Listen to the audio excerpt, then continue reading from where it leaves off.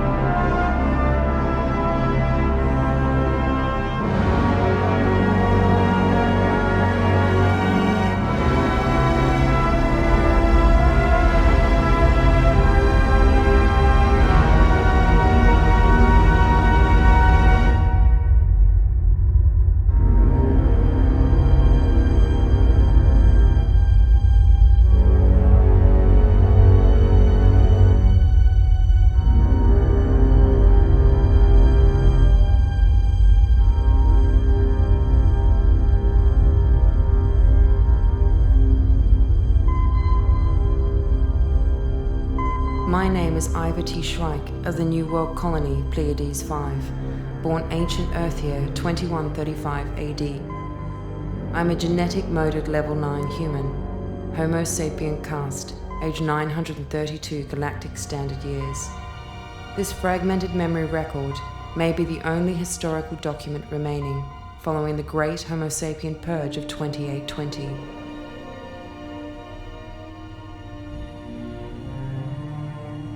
Where do I start? I'll tell you what I know. Homo sapiens, humanity, began on a world called Earth. Following the development of memory downloads and quantum intelligence, Earth people of the mid-21st century learned to sustain their lifespans indefinitely, causing an unparalleled population explosion. Mining colonies were quickly established in the neighboring star systems. Genetic enhancements in men and women bred emotional arrogance. Petty jealousies and small wars followed. By 2137, my mother and I had abandoned the overcrowded Earth to live in the colony Pleiades 5. We were the lucky ones.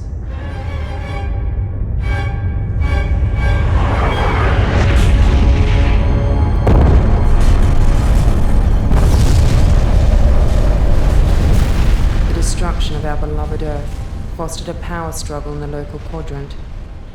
During this time, a mysterious race of entities known as the Watchers intervened, enforcing many years of peace. Their gifts to humanity were hyperspatial wormhole gates that negated the temporal problems of relativity. Humanity expanded throughout the galaxy, but as quickly as they arrived, the Watchers vanished. Hyperspace wars erupted everywhere. It was during one of these wars that I barely escaped with my life, while my dearest mother was away fighting for peace. By this time, only 2 colonies remained, my home, Pleiades 5, and the industrial mining colony, Konstrukts 3. This downloaded memory record is a history of my mother, Colonel Mara Shryyke, the bravest woman I have ever known.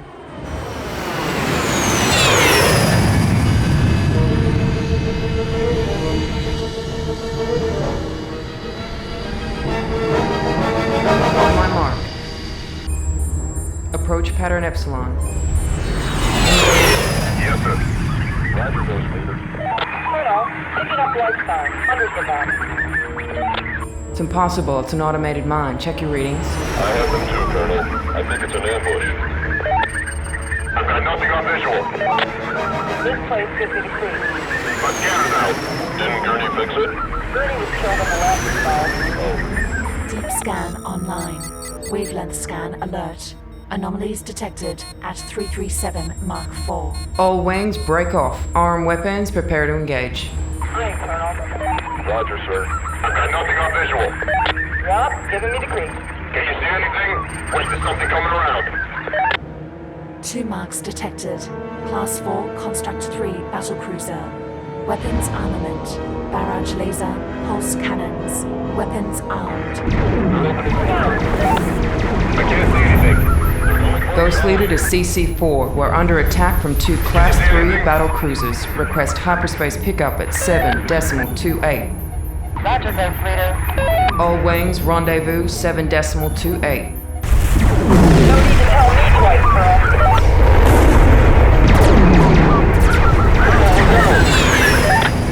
Who'd we lose? Midget and our crew. Not good, not good.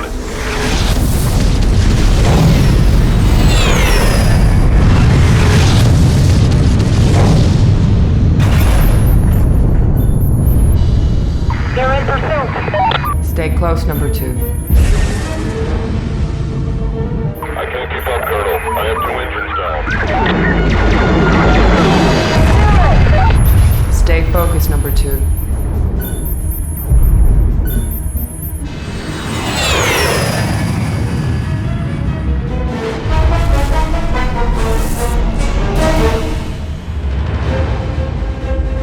The cavalry's here.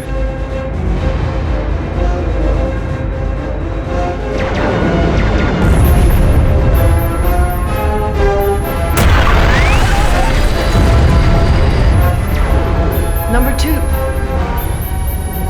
Damn it. Damn it.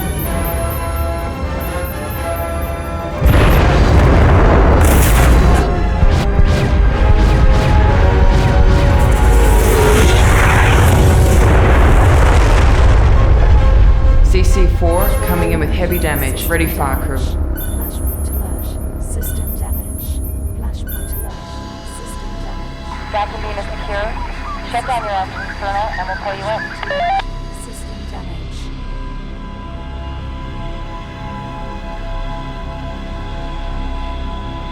Flashpoint stable. Systems offline. Flashpoint stable. Systems offline. Flashpoint stable. Systems offline. Flashpoint stable. Systems offline. Flashpoint stable. Systems offline. Looking in on my mother's life allowed me to learn much about emotional suppression. Losing her entire squad impacted greatly on her in the days to come.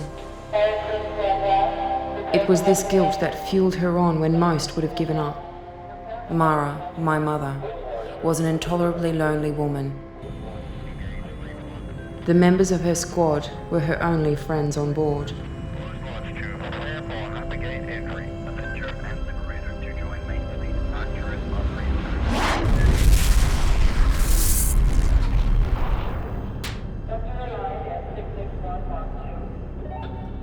Admiral, I've received a disturbing message about the source of this ambush. I'd like to see you in my ready room after the offensive.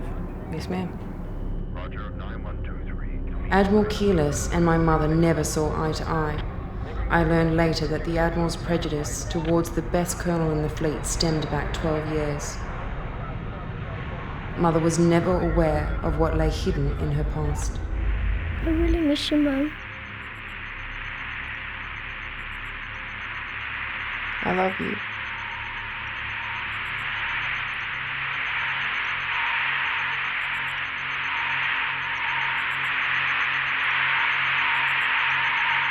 When you coming home, Mama?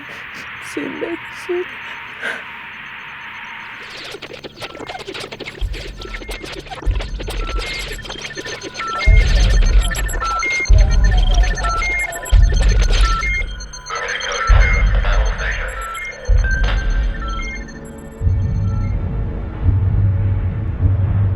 Aggregate failure.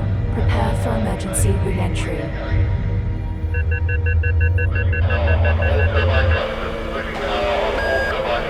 Full power on all turbine thrusters. Emergency code 2.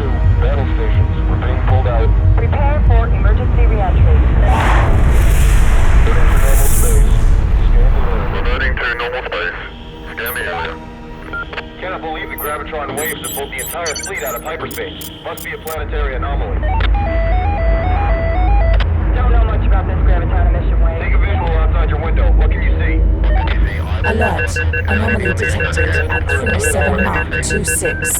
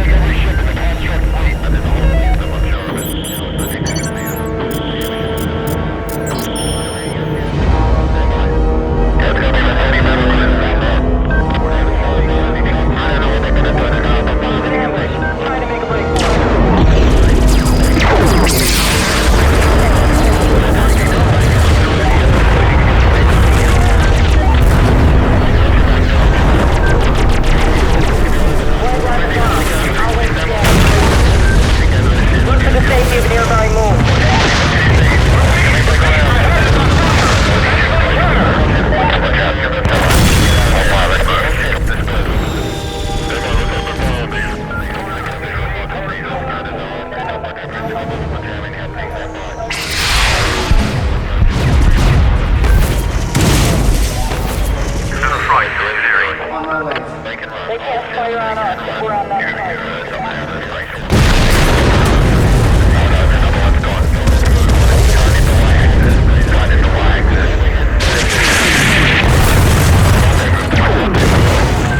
Mother had one friend left on board, Corporal Roger Blake Usul, a lowly technician who had risen to his rank through wartime attrition. Though hardly a man worthy of any form of command, Usul had an unusual talent for keeping himself out of harm's way.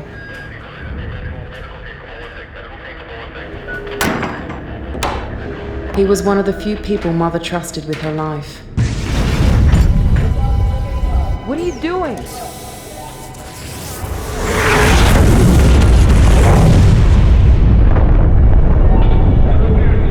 She suspected he was a third-stage prophet, but Usul denied any such possibility.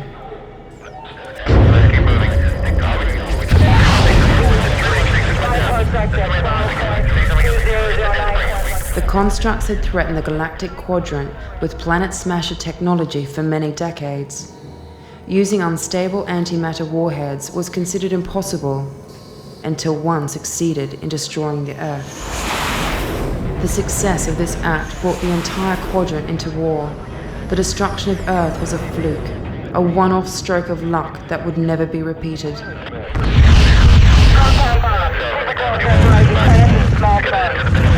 As the war progressed over the years, the Konstrukts applied themselves to perfect their antimatter technology.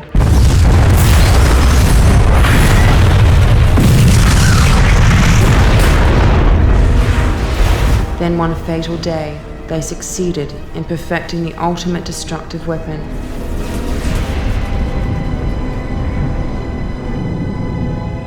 The galaxy would never be the same again.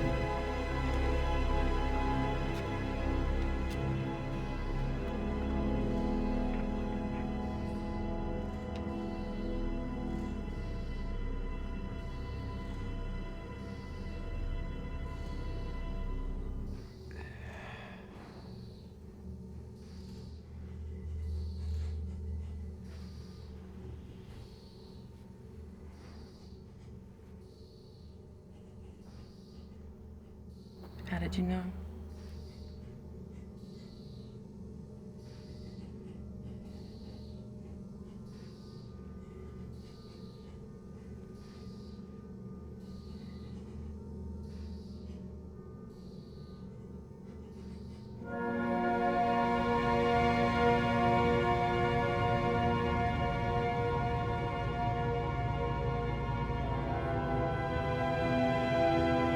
This is an automated central command authorization. Capsule 779er to proceed to pre-claimed coordinates 55844666455. Await further orders from High Command. Priority 1. Await further orders from High Command. Priority 1. Roger that. Capsule 779er automated control proceeding to new coordinates. Awaiting orders. On board are Colonel Mara Shryyke and Colonel Roger Usul. Their condition is stable.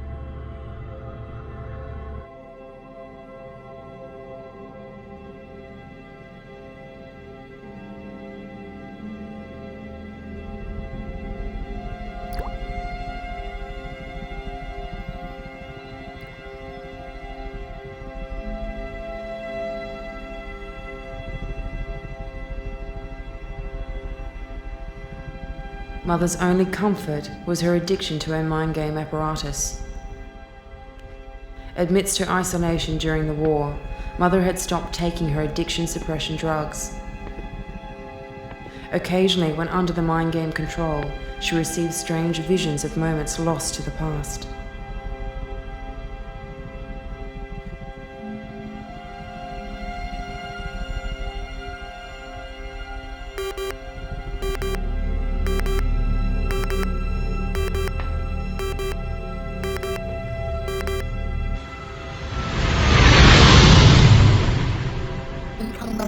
Incoming message. Confidential Level 2. Colonel Mara Shryyke, eyes only. Nephilim agents report an Infinity 7 planet smasher to be launched in 42 hours. Prime target is the home world. Land on SETI Alpha 4 and disable weapon. War Rocket 3 is 22 hours away to supply additional troop and weapon support. They are home to your personal transponder. Nazul agency suspects Corporal Usul is a double agent. Dispose of him immediately and stop the launch at all costs. Your own life is expendable. Message repeat. Confidential Level 2. Colonel Mara Shryyke, eyes only. Nazul agents report an Infinity 7 planet.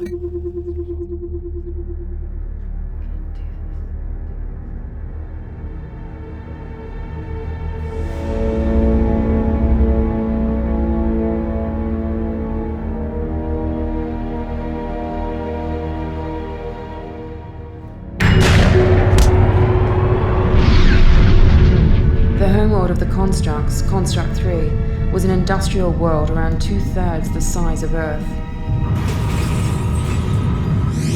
Though once teeming with life, it possessed an unstable atmosphere. Within a decade, the planet had gone through an accelerated terraform to bring it up to human standards.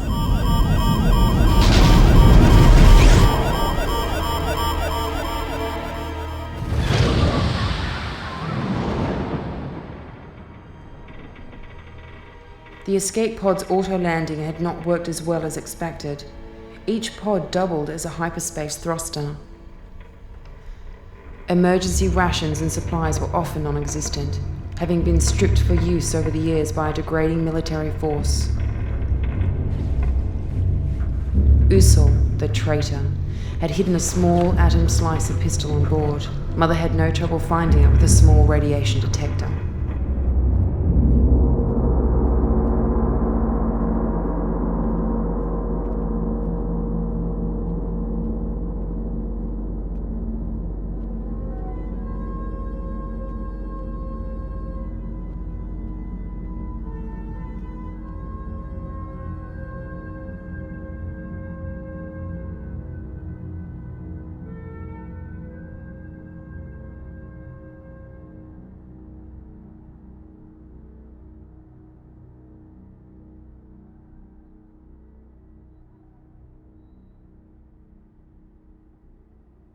Central city distance 200 kilometers. Warning, excessive radiation. Time to launch, 41 hours, 35 minutes, 24 seconds. Bio-automation, active. Passive alert mode.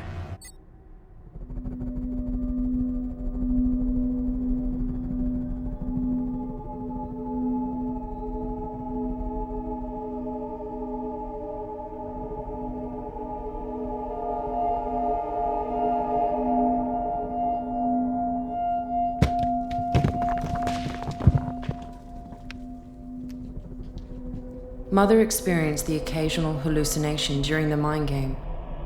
But on this world, hallucinations came without precedence. I think she surmised that something in the planet's biosphere was causing her mental contusions.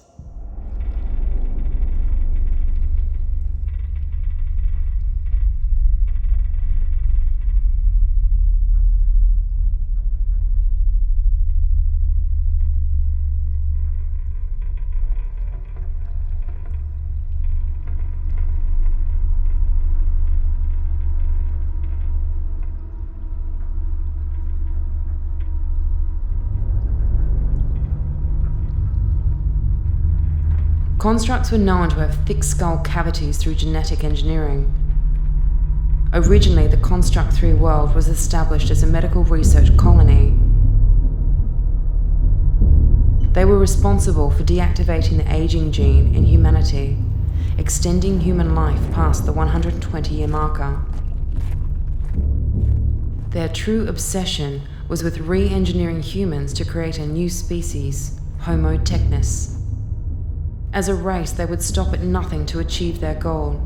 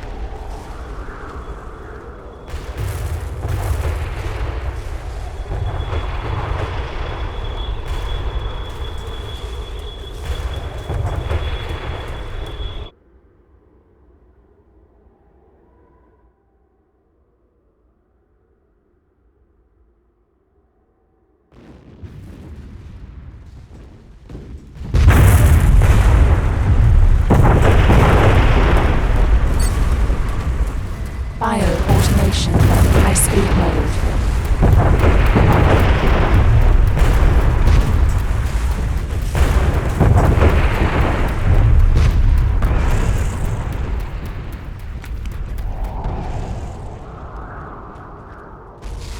As a result of the harsh terraforming, most of the indigenous K3 life had completely vanished.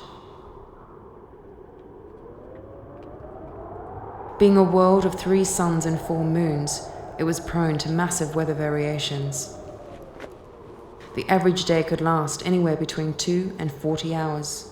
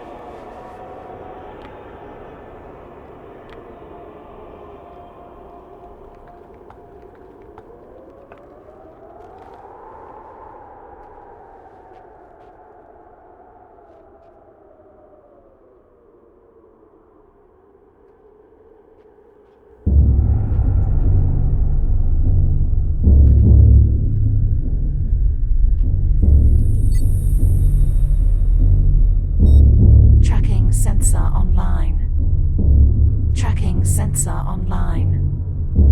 Tracking sensor online. Tracking sensor online. Biosignal detected.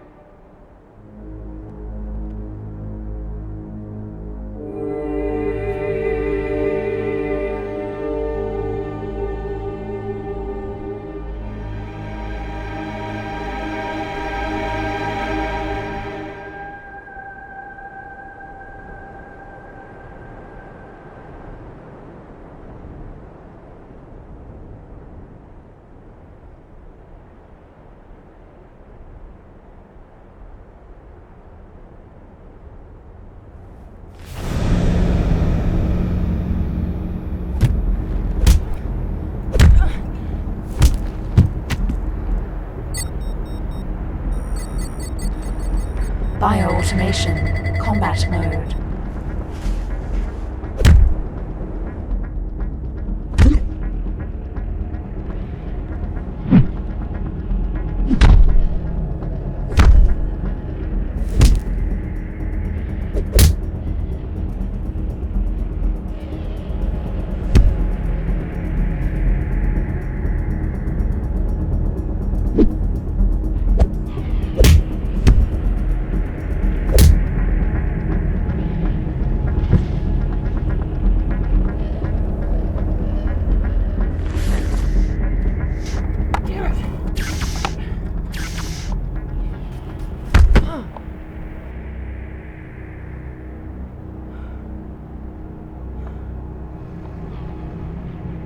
Many times, Usul had whispered thoughts of improving humanity.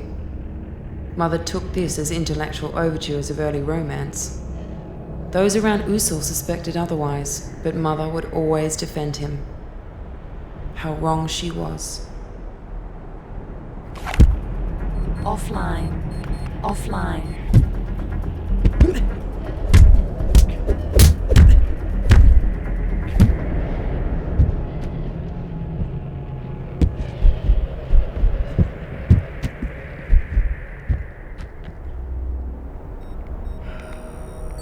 Bio-automation, high-speed mode.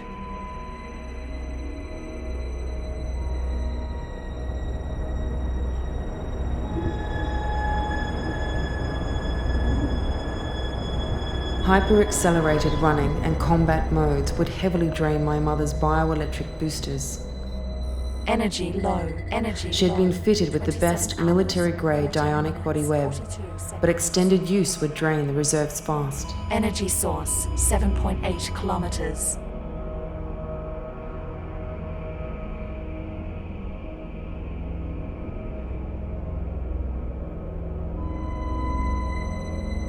Great battles were fought in the early days on K3.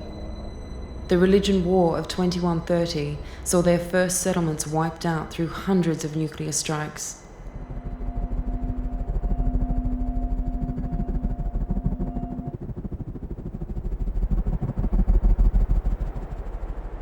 The radioactive plains were said to be haunted with the spirits of the dead who were needlessly slaughtered many years ago. Or so Mother believed. The truth was perhaps stranger.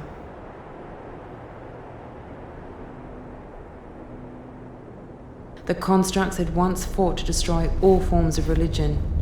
In latter years, they had embraced proto-religious concepts to help propagate their new species.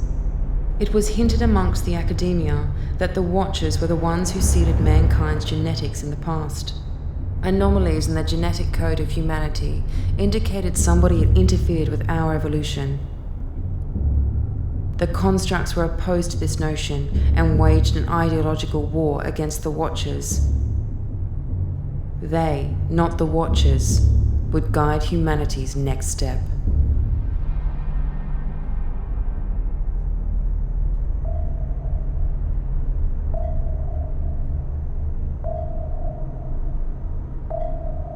The Konstrukts would tap huge reserves of power from the ether of the planet's biosphere.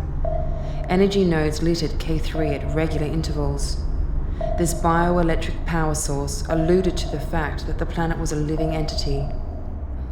In school, I was taught that the ancient Earth was a living world like this. It was said that following its destruction, the bioelectric energy waves would echo through the quadrant for centuries.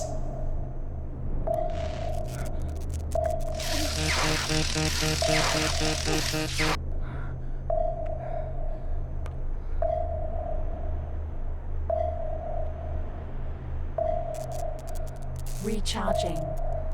Unstable power supply.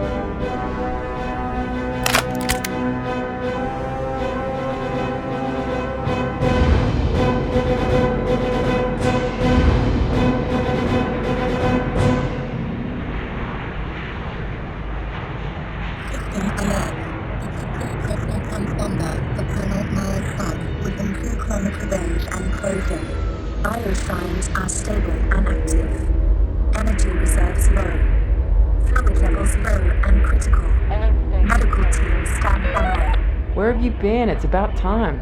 Glad we found you, Colonel. Had a hard time tracking you and staying out of radar range. We got food, water, weapons, and a small platoon of soldiers ready for your assault.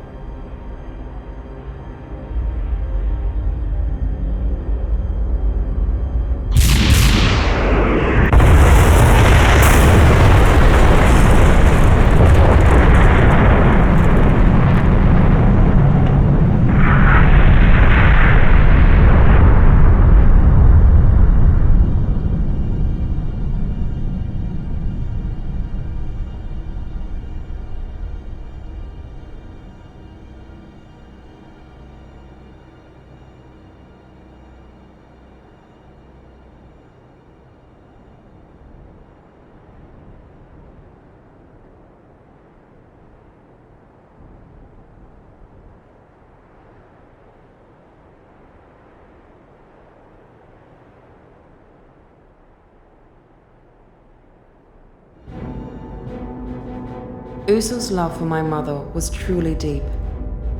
As a fleet commander in his own military force, Usul was able to engage 6 dreadnought vessels to find my mother.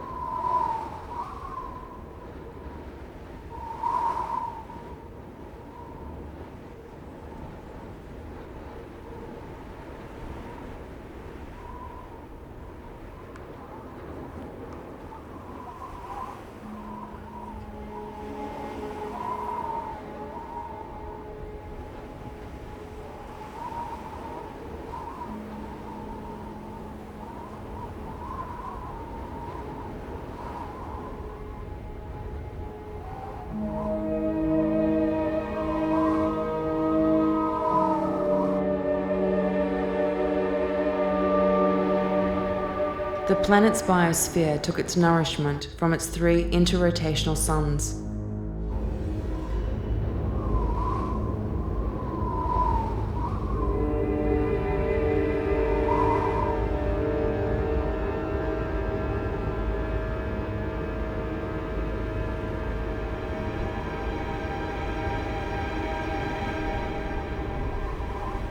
Many times during the planetary year, K3 would enter a heat zone that would raise the equatorial temperatures to inhospitable levels.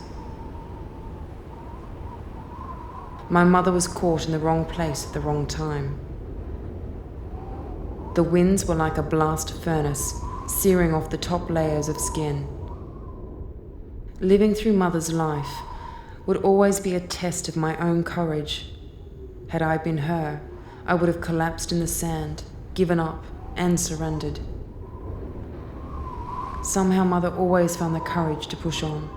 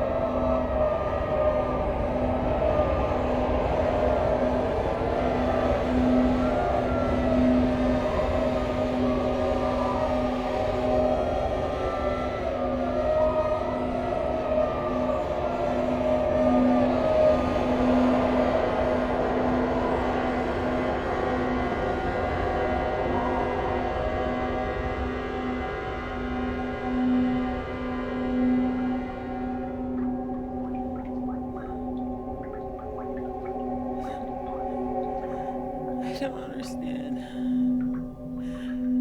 I'm so trying.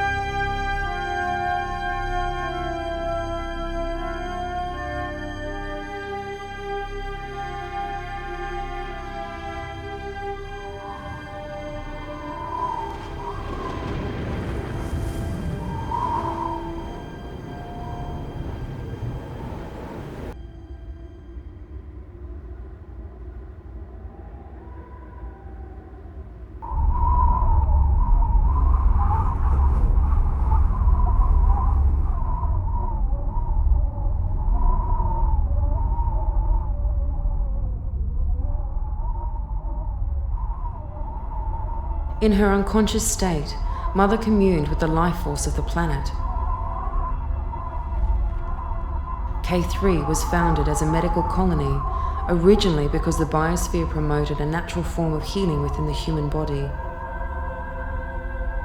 This uniqueness was considered lost during the 2130 religion war. Mother was at odds with this strange world, but the world was responding with kindness.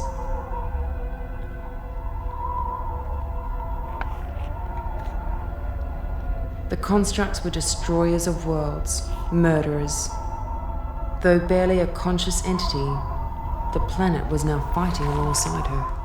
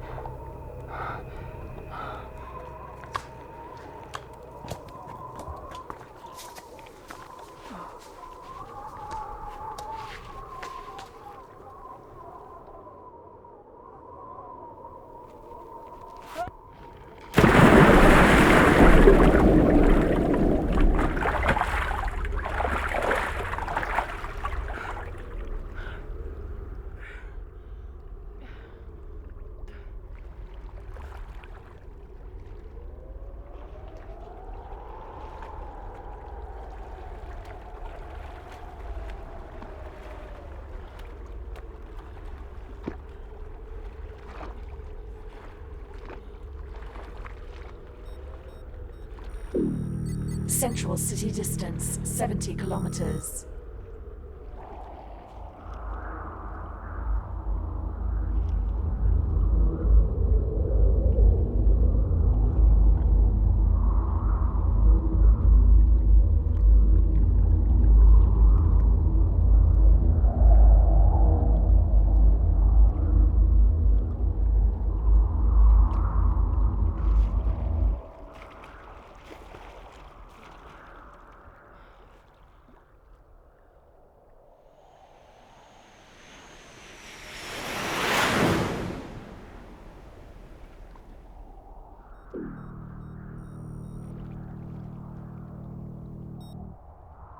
Rocket-based ore transport. Destination Central City.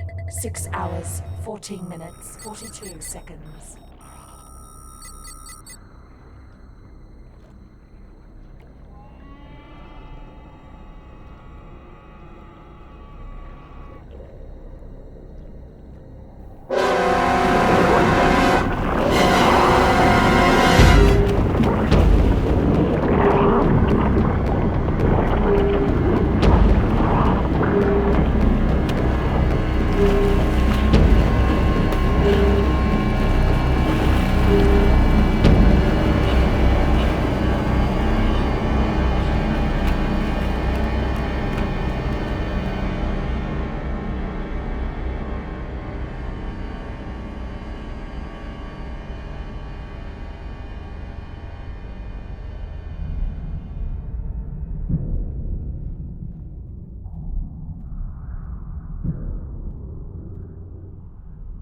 Zoom sensor mode. Motion detector. Rocket-based ore transport. Destination Central City.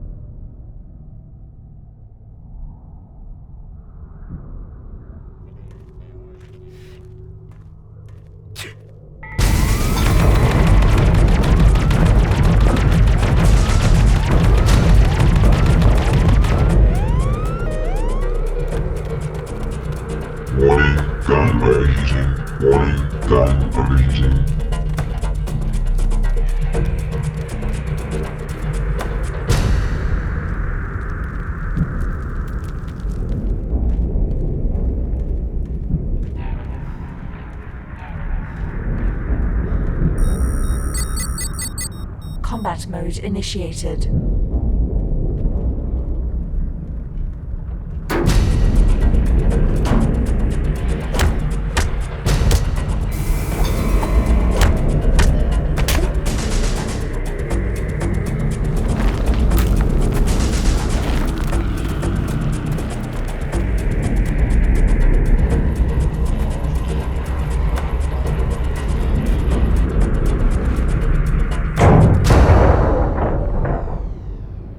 Early experiments with upgrading sapiens to Homo technis resulted in the creation of emotionless drone soldiers. More machine than human, these sentries were a sad reminder of the failings of the Konstrukts.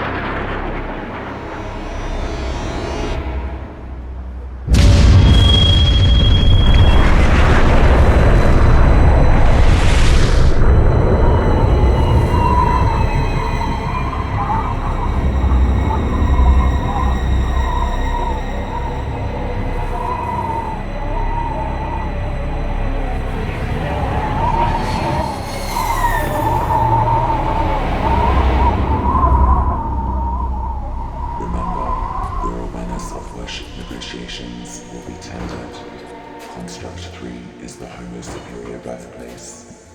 Purge the animal Homo sapien from your thoughts. Animal urges are baseless and senseless.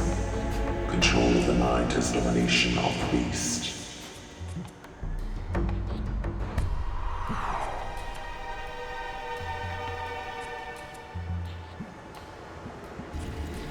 The future of humanity is us. Purge yourself of the beast within. We are humanity's last hope. Pureness in thought is pureness in being. Our time to create a superior race is at hand. Why not submit to voluntary biotech upgrades? The risk is now less than 5%. Commander Roswell reports debriefing. Commander Roswell reports debriefing. Code 7. 316, report to control. Biotech addicts are the first in line for immortality. No longer will the Watchers have dominion over who we are. Recharging. Unstable power supply. Memory, intelligence, and hard work are the keys to our future. Warning. Power overload. Raise your work quotient above 12,000 and live to the age of 300 years. Power levels 98%. Raise your work quotient above 200,000 and live to 900 years. Work hard towards immortality. Work hard for our race. Sow the seeds for the future of humanity. Homo Technis is our goal, our dream. The universe will be ours. Biotech adepts are the first in line for immortality. No longer will the Watchers have dominion over who we are. Homo Technis is our goal, our dream. The universe will be ours.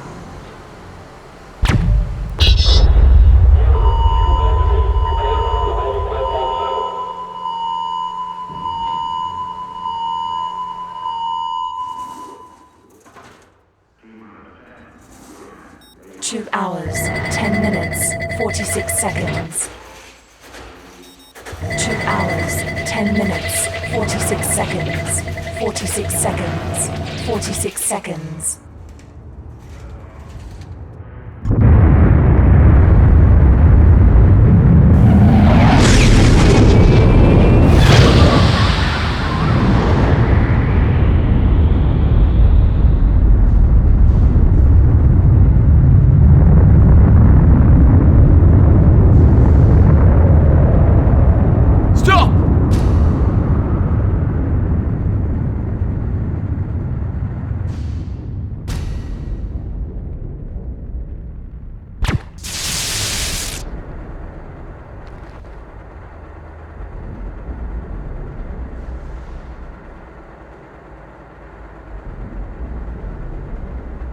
It's over. Mara, please.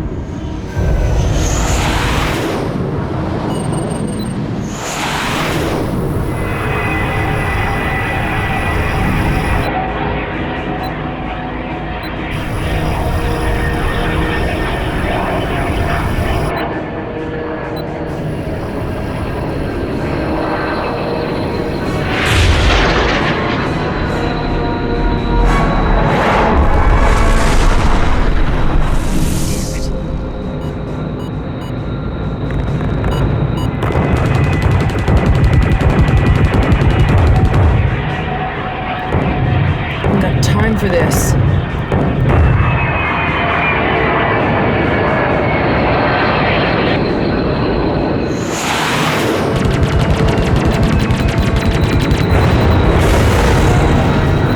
One down.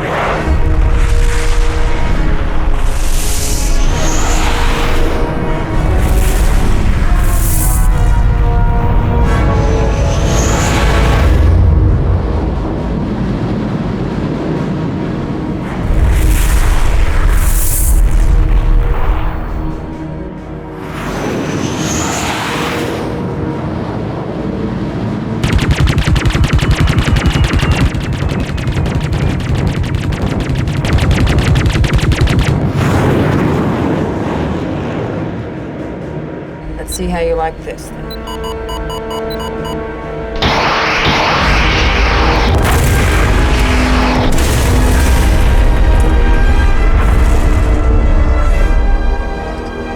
How am I supposed to do this? We've detected Planet Smasher device. Deathbringer class. Bearing down on us. Wave 1. Emergency evacuation ships are away. Expect countermeasures to be launched in 5 minutes. Intercept fleet in 7 minutes. This had better work.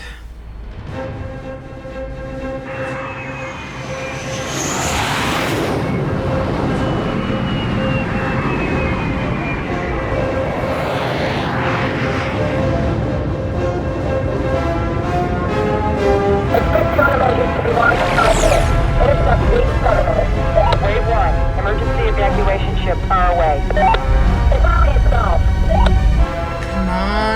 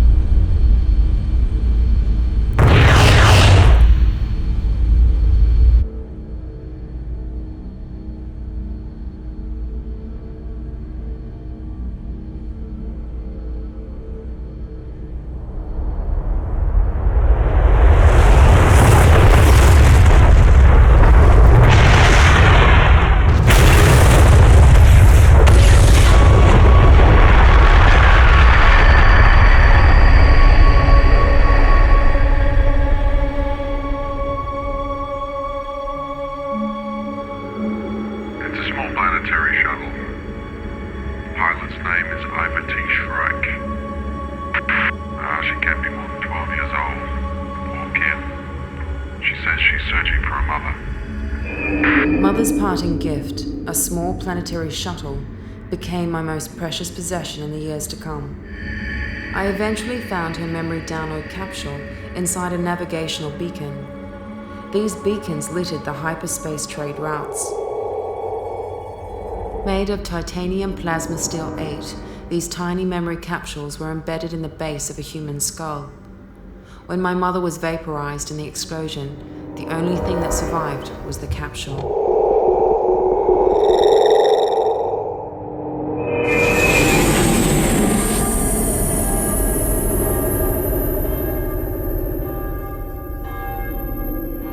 I have lived through the memory download of my mother's life many times during my 6,000 years of stasis. Over and over, she lives and dies within me.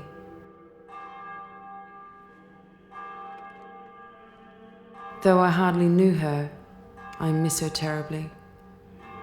I have glimpses of her earlier life on Earth, the great cities, the ancient architecture. What's your name? Mara.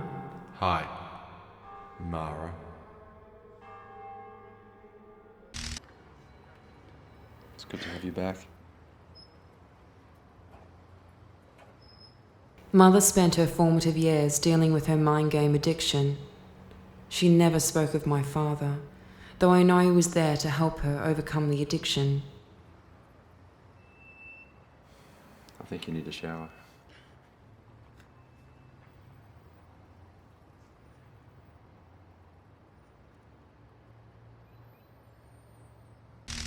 Buried deep in my mother's memories, I glimpsed an Elite 7 timeship in the Los Angeles skies. I heard many rumors of time travelers visiting Earth. To my knowledge, many had tried, but none succeeded. Most of this technology was lost during the Mars Liberation War. I have to do this.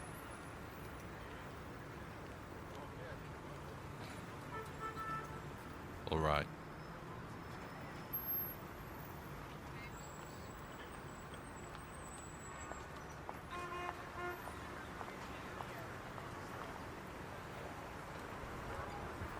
My mother and father had been together 57 years.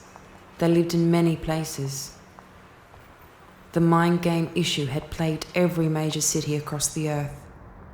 When the war began, addiction suppression drugs were made compulsory by the ruling military government. Got the new Infinity 8. Yeah, everyone's onto it. Yeah.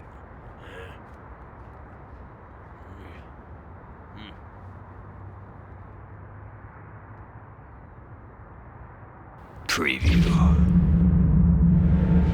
Do you have the warrior spirit to overcome the world of darkness? Then baptize your soul in the fires of hell with Infinity's Fantasy Dream 8.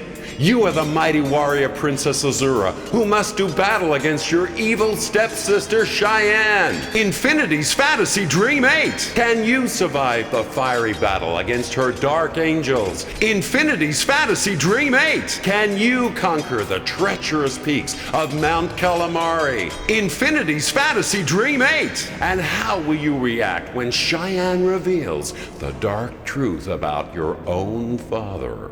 Infinity's Fantasy Dream 8, now with emotional interpretive technology, so you now have no memory of the pain and torment of the real world, leaving you free to be who you really are, the warrior goddess. Oh, no, wait, there's more! I found traces of my mother's time on Earth. To many, Earth has become a myth, but to me, our beloved Earth, our birthplace, still exists in these memories. This is all we have left.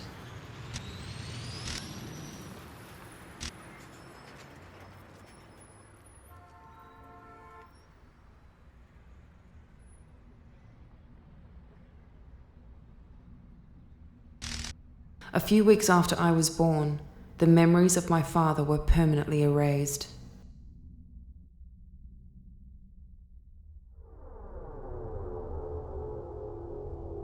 Someone high in the military had tampered with my mother's mind. From what I could piece together, Admiral Keyless's prejudice towards my mother was born out of guilt from 12 years prior. The Admiral ensured that my mother would have no memory of the betrayal. Regardless of this, the pain would always run deep through the complex memory strands of the human mind. The human mind was unknowable. It could never be mapped and never be destroyed. Something would always remain.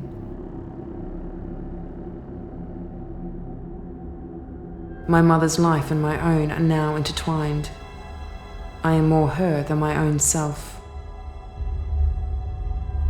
My own experiments in time travel were geared towards warning humanity. My hope was that if I could change the past, I could change the future. I failed. My adventures through time and space stranded me in this place. My time crystal accelerator will not operate here. Time is slowing down, and nothing can stop the inevitable.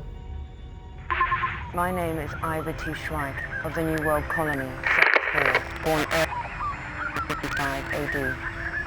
My time crystal accelerator has malfunctioned and stranded me here. My craft is protected by a null gravity field. Any attempt to enter the field will awaken my stasis. Please, help me.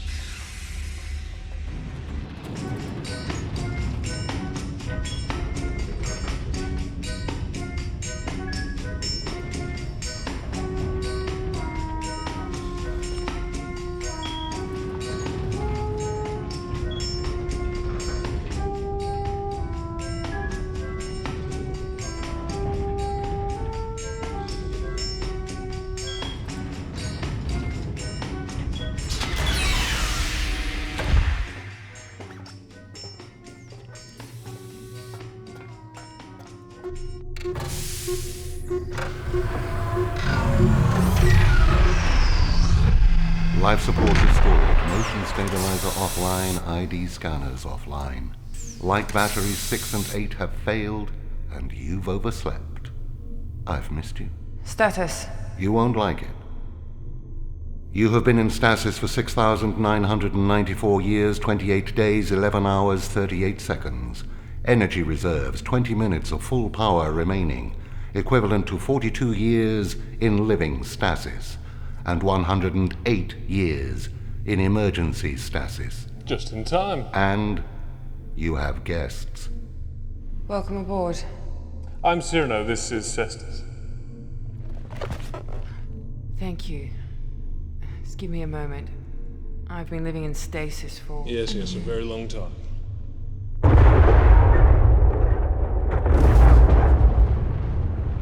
I was living through downloaded memory engrams. They've been in the family since 2048. 6,900 years of living other people's memories. The synaptic interface was breaking down. Yes, it would appear everything's breaking down. We're lost. Could you tell us where we are? 24th century combat issue. Mars Liberation War 2320.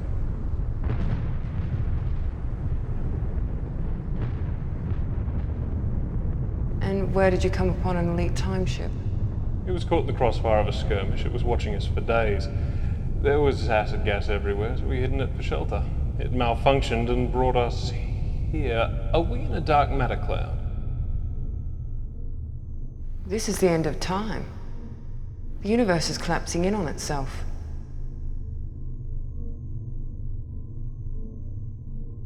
Private, do you have any idea what she's talking about?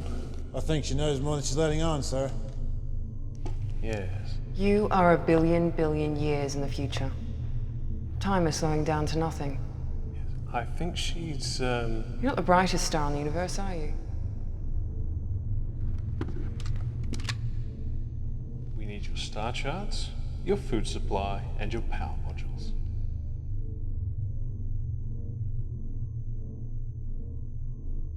There's always someone like you to spoil my day. Enough talk.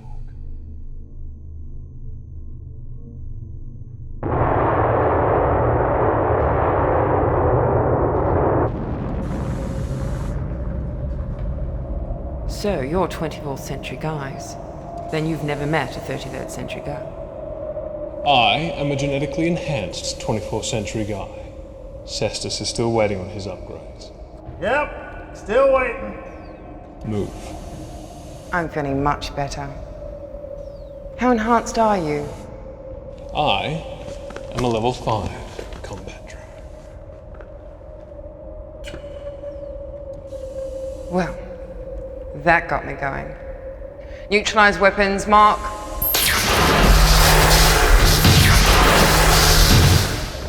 Thought you'd never ask. 4 minutes, 20 seconds of life support remaining. Never mess with a 33rd century girl. Damn it!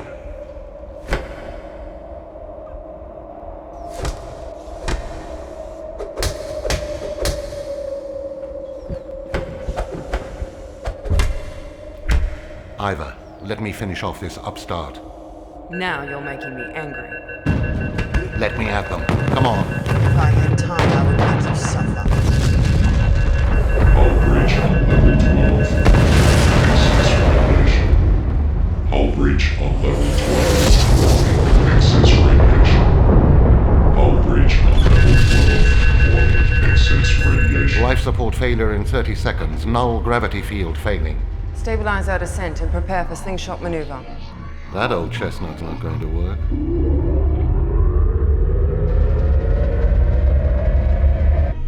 Come on, ship, don't fail me. Light thrusters offline. Options? No options. I've failed you. Open the radiation collectors. Collectors opened.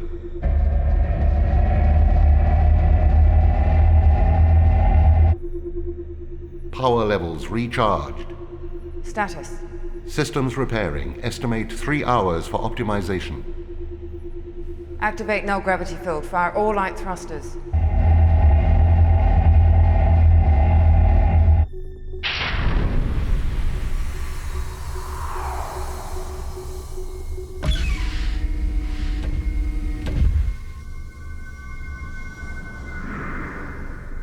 Intruder alert.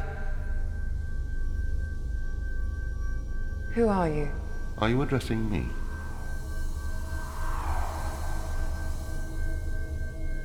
What are you?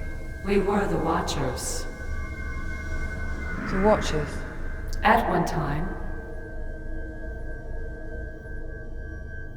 Yes, I've heard of you. And you, a proto-human being. The Watchers? You gave us dominion over a quarter of a galaxy. Then you vanished.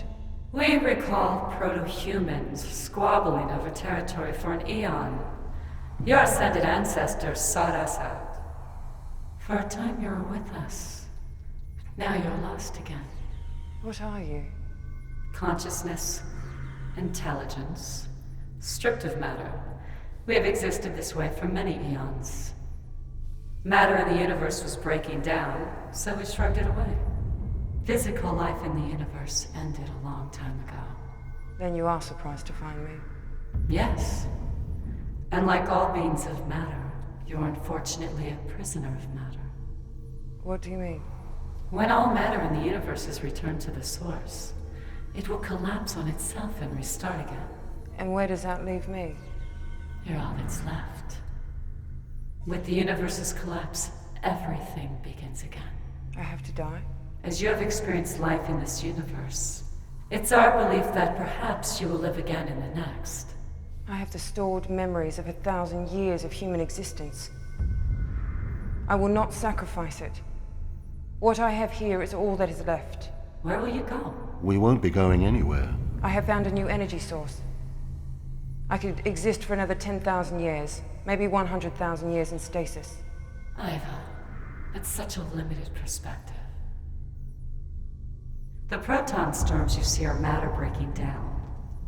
If you do not return to the universe will not restart. Soon matter will dissipate, and the universe loses its chance to begin again. What you are saying is that unless we join with that giant ball of matter, the Big Bang may never occur? In your simple terms, yes. Don't believe what they say, Iva. So it's all one big cycle. In a billion years, I'll be back here again talking to you about the same thing. Perhaps. Or perhaps your knowledge added to ours will survive the restart of the universe. Don't count on it. I can't risk it. We have hope. You must have the same. No. It's been a refreshing conversation. Please, Iva, have faith. Trust us.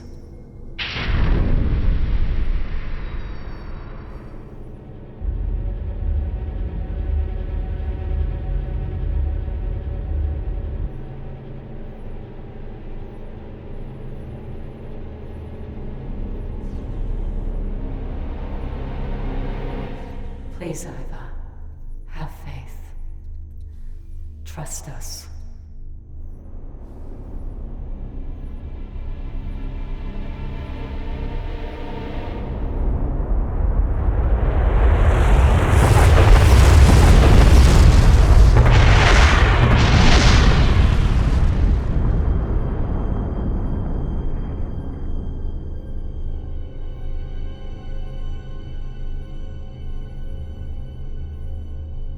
Iva, in the past 1,000 years I have become self-aware.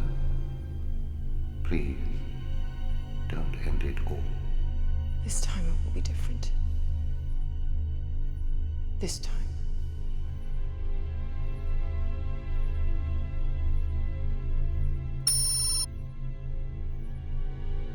Not so fast.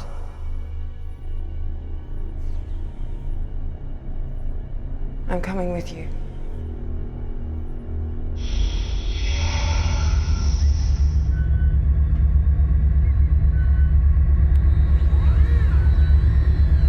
Radiation shield active.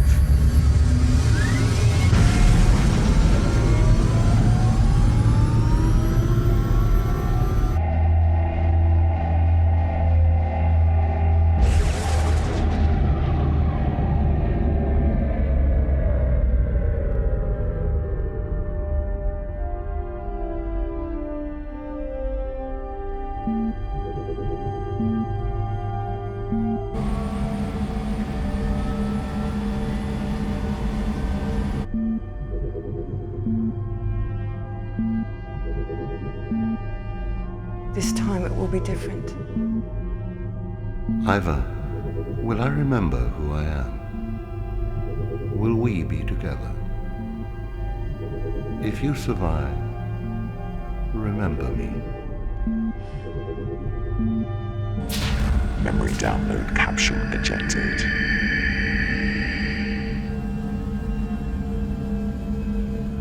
Radiation shield off.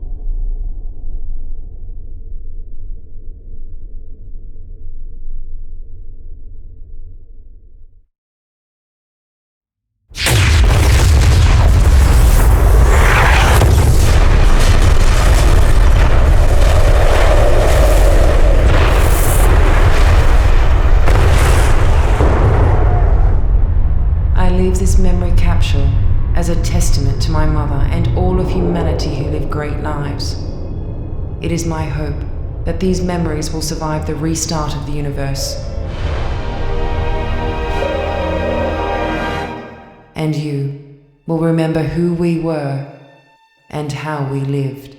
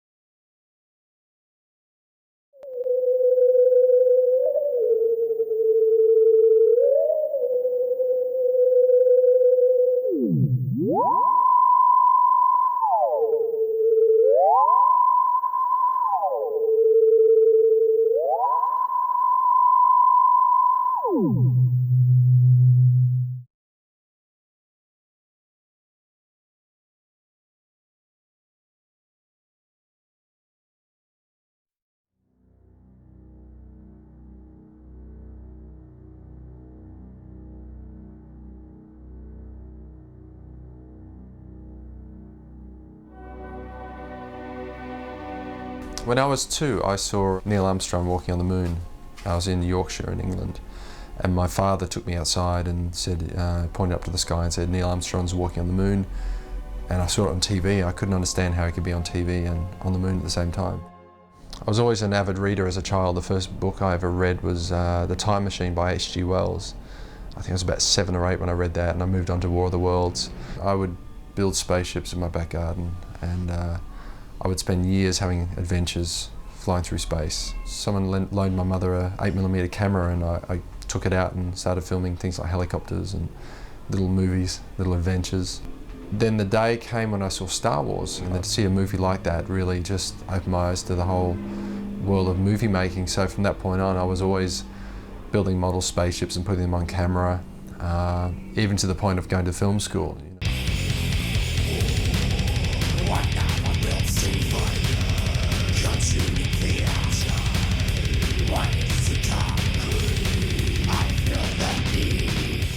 In my younger days, I tried to be a pop star, a heavy metal pop star.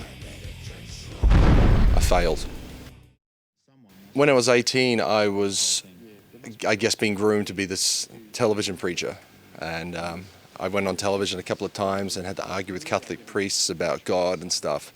There is sin in the world, there is evil, but there's also good. There's good and evil, there's always a battle between it. But it's very difficult for me to believe in a God if my little one's just been run over by a car. Or... Well, there's a time and place for everything. Like, but that's not much help to me. I'm crying inside. It's a wrench in my life.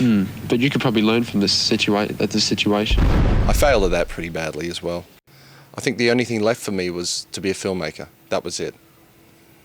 That's what I am.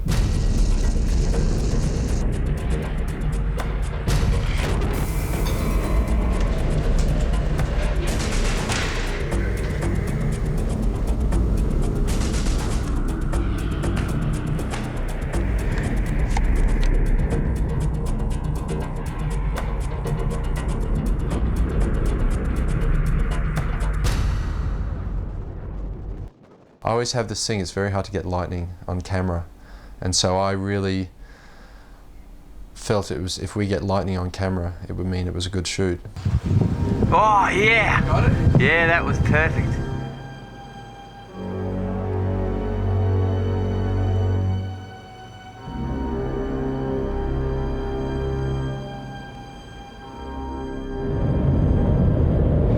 I'm only a director at this point, but it looks like I'm taking over as producer. I was one of the producers. These guys are really starting to fuck me over. They're just giving me the runaround at the moment. They're just saying, okay, well, fuck, put the money in the bank, and I go to my account, check it online, there's no money in there. So apparently, they've sent the money through, it's disappeared between our bank and their bank. But the show must go on. Well, hey, I got people to fly in, we're already here. They don't realise that we're on location, we need money now.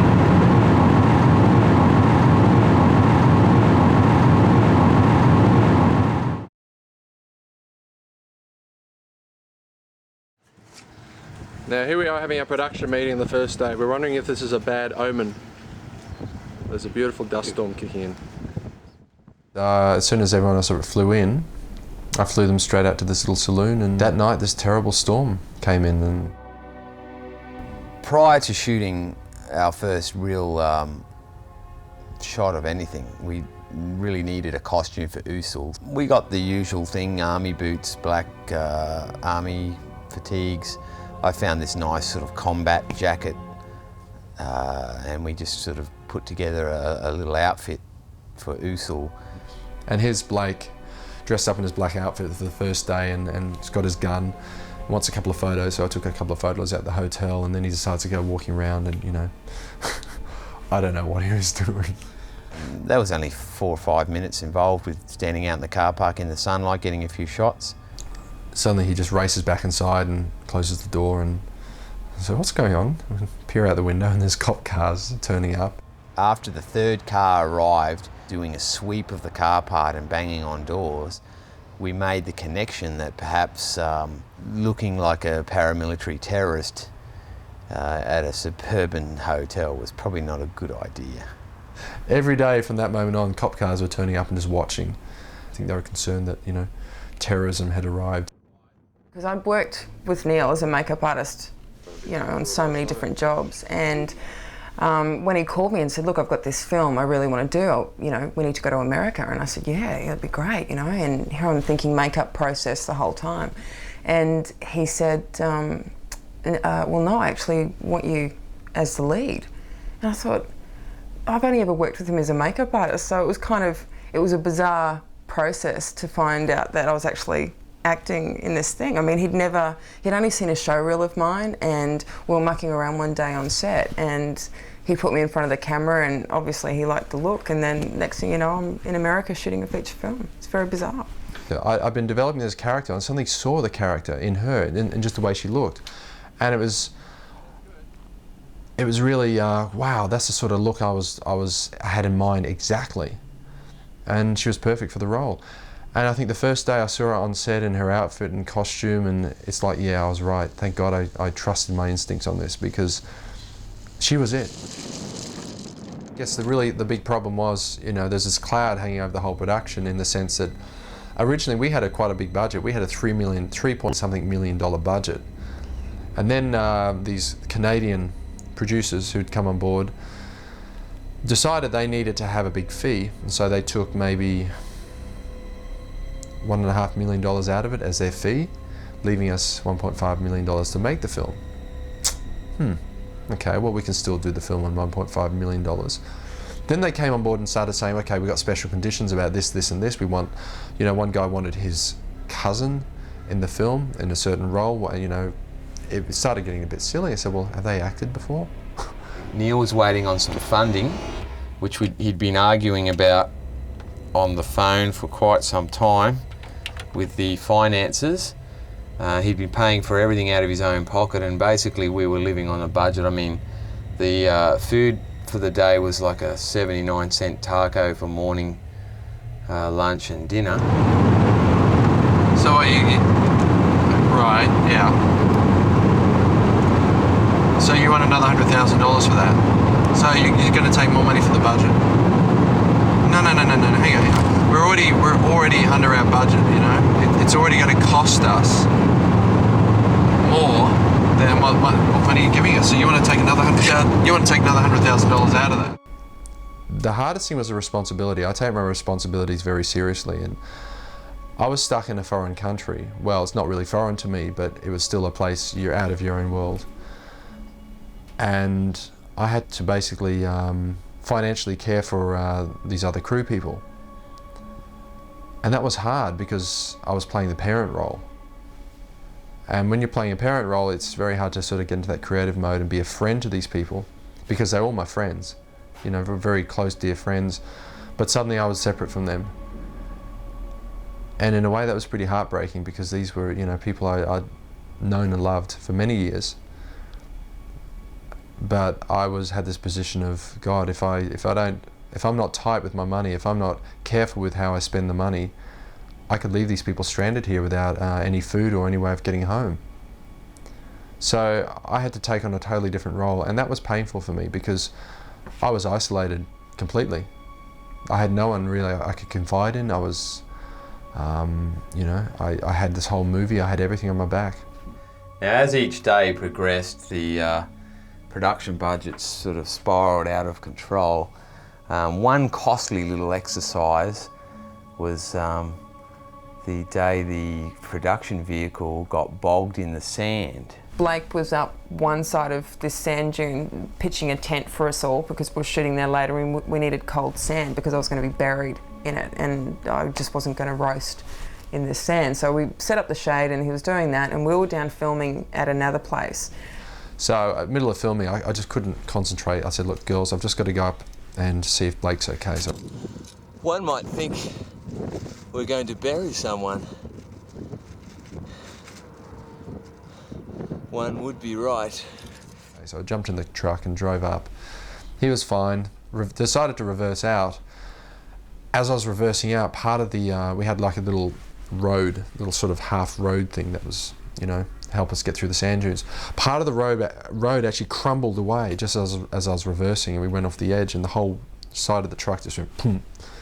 Tess and I are sort of waiting down the other location, just, you know, waiting, and then we see all this sand flying out of the back of the wheels. Within a few moments we were hopelessly bogged. I mean, one wheel was totally off the ground, another wheel was up to the rim in sand, and we were just stuck there. There was pretty much nothing that could have been done.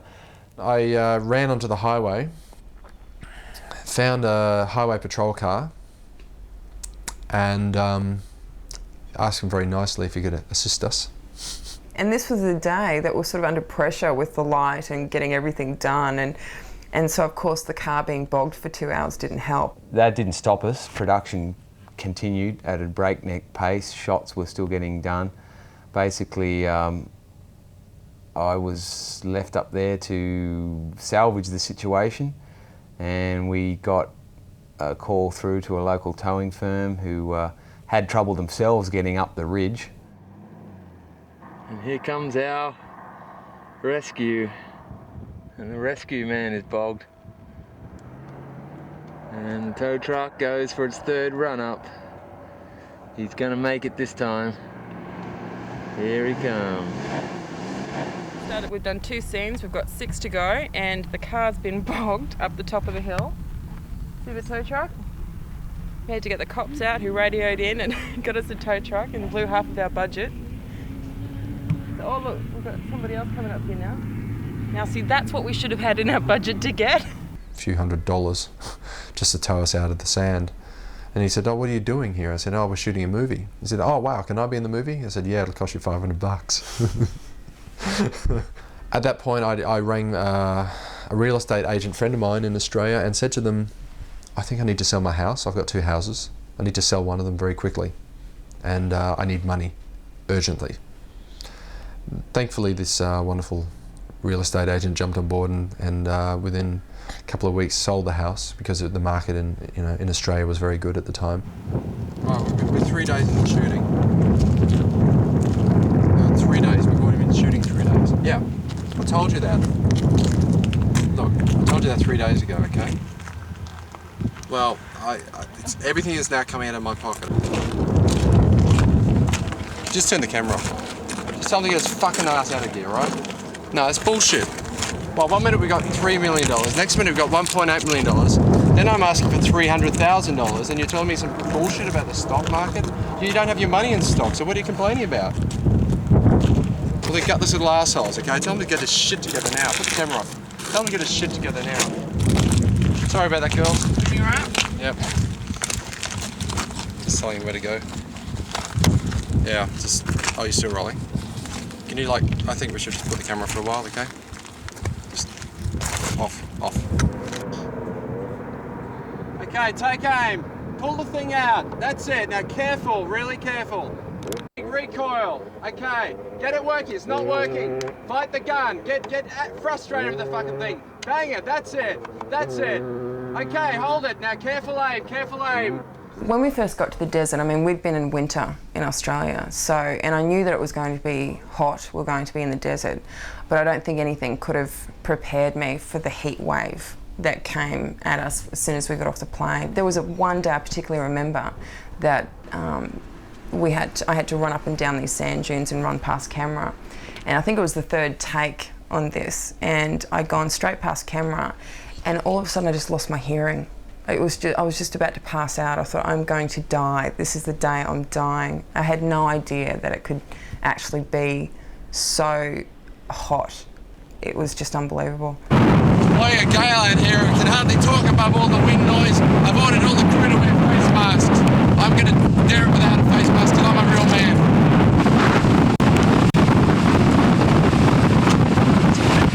There was a particular time in the desert when we were filming, and it was at the end of the day.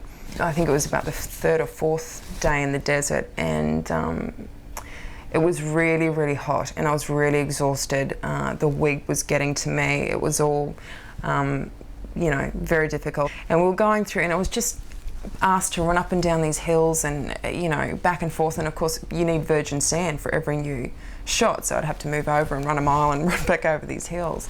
And there was at one point when I was feeling really unwell, like ready to pass out. You know, Neil had started yelling at me, you know, get back on, we're losing light, we're losing light. And it was a lot of pressure, and it was very intense for me. And I think, you know, I know the reason that he pushes so much is to get the ultimate picture. But for me, that was probably one of the hardest days.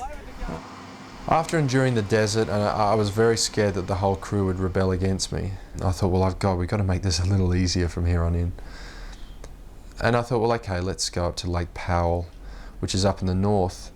And if you don't know, that's where they shot Planet of the Apes, the old and the new. Okay, we just spent a few hours in the water, spent 3 days in the desert, as hot as you like, and now I'm cold. Look at my fingers, they're blue. Okay, try and come to shore now, try and get to shore. Just lost my gun. All right, okay. This was not in the brochure. Lost our gun. We lost our I gun. thought with the serpent was quite rough. We lost our arm wrist thingy. Lost our little Which we will get another one. One of the other hiccups at Lake Powell was that although we'd have procured a permit for shooting in the state of Arizona, unwittingly when we were in Lake Powell, we'd actually crossed the border of Arizona and Utah, and we were now shooting in a totally different state, unbeknownst to us.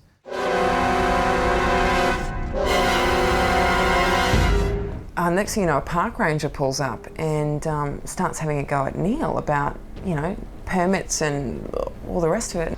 And he said, sort of clenching his gun on the side of his body. I don't know why they arm these park rangers, but this guy was armed. And he said, look, you know, he's quite angry, you're not supposed to be here, blah, blah, blah, where's your permit? And I said, well, sir, I've got a permit, and showed him what I had, but it was not the right permit for the right spot. And this park ranger was pretty cross, and I think he was just about to cut Neil away. Eve came on board and just thankfully realised what was going on, just fluttered her eyelids and said, oh, we didn't realise you needed a permit, we're from Australia. And she managed, you know, I think once he, you know, he saw her and she, you know, spoke to a pretty girl for a bit, he calmed down and he was very helpful. And so we nearly lost our director that day.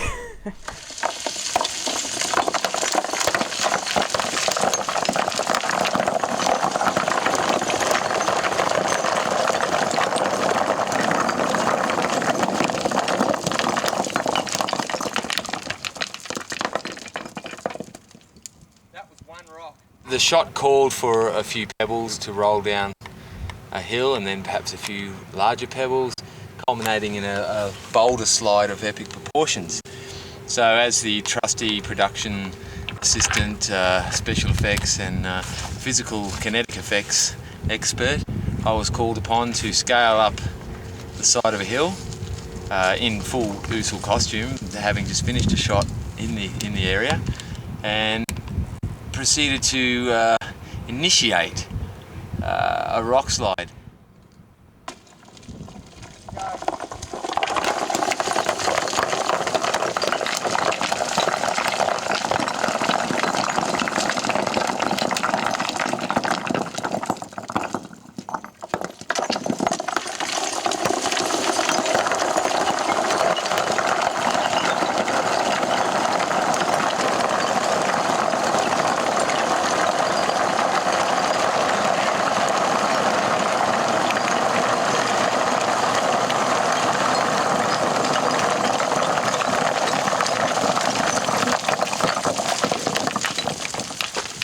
Whoops.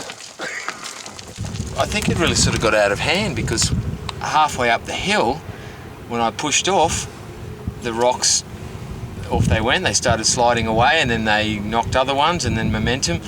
And basically half the side of the mountain started coming down.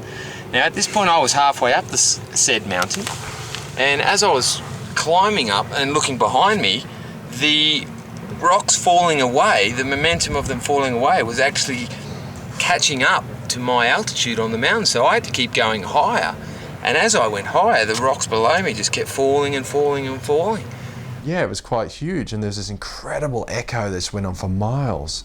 This big giant dust cloud, and I thought, oh my God, I really hope the owners of the quarry don't hear this. But I thought, right at that moment when I started filming, I kid you not, the camera stopped just as the landslide had started falling. So I was like, shit, Blake, we need to do this again.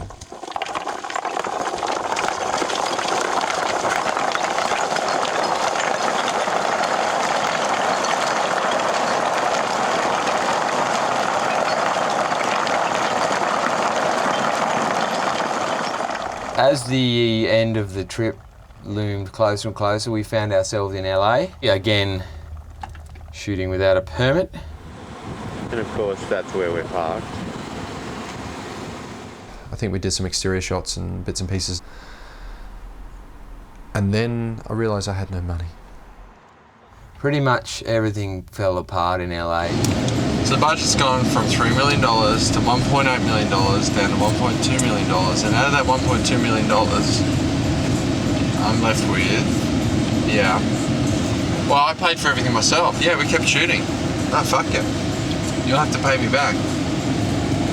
Yeah, well, you know, you guys come with the money, it's your film. I've had to sell the house. You know, I wanted to keep that, you know, I thought that'd be nice things. That was my retirement fund.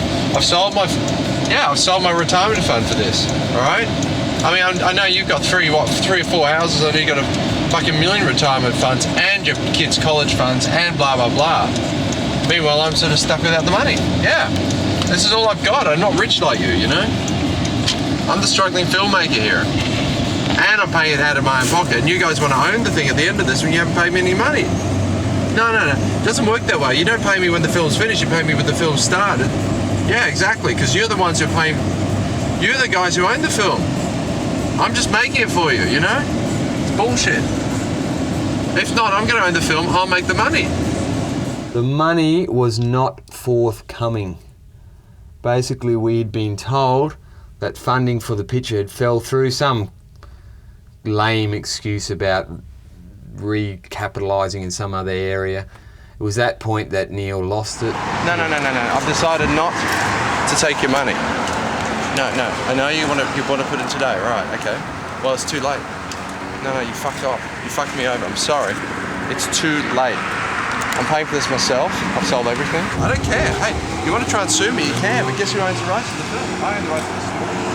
Well, you fucked up. I'm sorry, you fucked up. I told you should got to pay the money.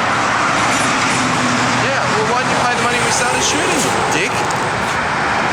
Oh, hey, it's my film now. You know, you can sit there and write your check. I won't cash it. It's your problem.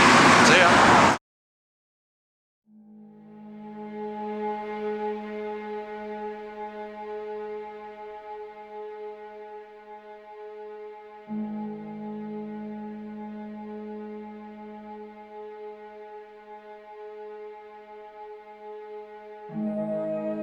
In a way, it was a lot easier to do the movie back in Australia because suddenly we were surrounded by a whole infrastructure of crew and people and good experienced people who I'd worked with before who knew what they were doing. In America, it was just like a skeleton crew and, you know, fighting the forces of nature every day.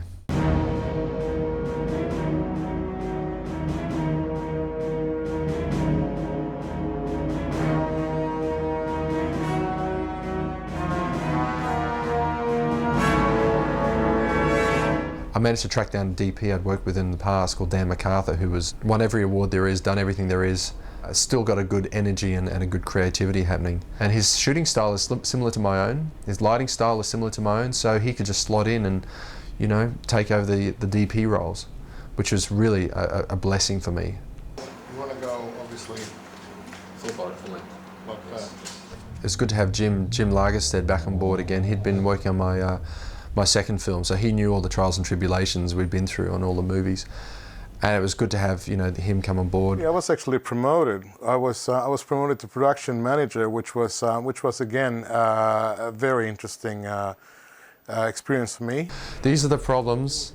Find a solution for me, and he just sewed it up for me perfectly. The blue screen days were interesting because we had none of that on the previous production to become one. So it was a new experience for me and many of the crew. It's very different from shooting on a location because you really have to try to visualize what's around you and behind you and all that. And obviously, at some point, the only person that can do that is Neil.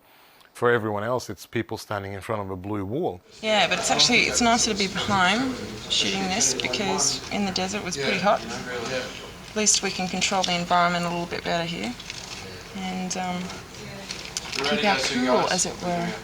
It was so intense what they were doing, what the actors were doing, that you actually somehow, that blue screen disappeared and you actually saw something else in front of you when you were watching them, especially watching through the monitor. You actually saw some kind of context, and it wasn't just people in front of a blue screen anymore. There was actually something happening in front of you, and that, to me, really, that's where the acting and directing came through. You look to me. Remember that line we practiced? When are you coming home? Okay, that's all we got to do. It was a good day. My own daughter did a cameo in the film. Again, she was also in my second film. And she did a remarkable job. I mean, I know she's my daughter, but she did it perfectly and I was amazed. Not amazed, I'm not surprised, but I was pleased to think that she did me proud. She was good in the role, not just because she was the director's daughter, but because she was right for the role as well. Neil had basically gotten some funding together and we went to possibly the most expensive location of the shoot, a full-size battleship berthed in a dry dock harbour in the Maritime Museum. It was costing me $800 per hour for this place. So every time something went wrong, in the back of my mind it's like, shit, there's another, few dollars out of my pocket, or, there's another meal I won't have. I'm on, please. I'm on, please. One of my favourites, I think, for pure joy and entertainment would have to be when Mara and my character had to pass each other in a very tight, confined space, and I had to deliver a line to her and be all terribly serious. And Eve, the lead actress, and I know each other offset. So we were all good, we're very professional people and you get into the moment and, you live truthfully and she keep it real and she stood in front of me and the next thing you know, we were just snorting and laughing like 15-year-olds at our first disco. Colonel. Not too far. Colonel. Colonel.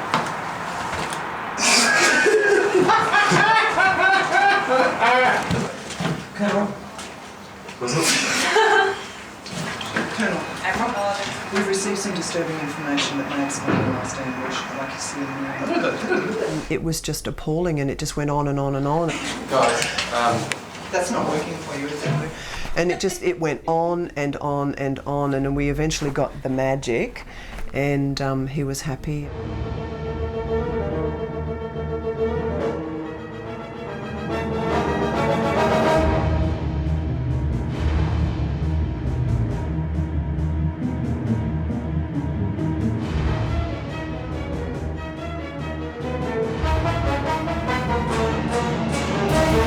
action.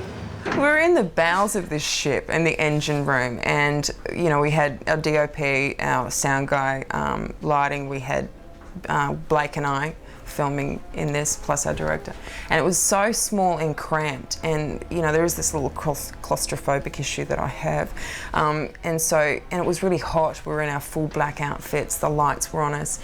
That was a very intense day. Although we were paying $800 an hour to be there, this museum was still open to the public. So there we were down in these cramped conditions in this engine room shooting the escape pod scenes when tourists up 3 or 4 decks above were in the control room pulling levers and ringing bells. I remember that every 5 minutes it seemed that this massive clanging was ringing through the bowels of the ship as some little kid be up top in the control room pulling a lever. Here, are we? Hello, Dan, can you hear me? We've lost our DP. Hello, Dan. There's no one here. Hello, can anyone see Dan? Is he around?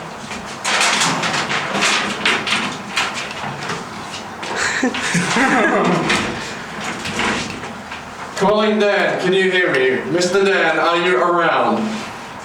Please come. Where the fuck are we? Captains. We're on board the. Oh. Please come to the steering wheel room.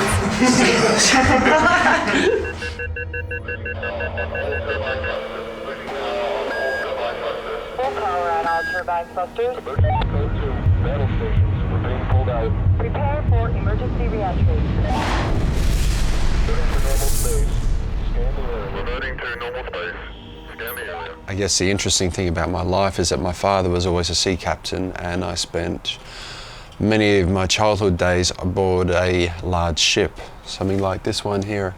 And it was such groups like this that inspired me to really show the inside of spaceships as being much more realistic and technical.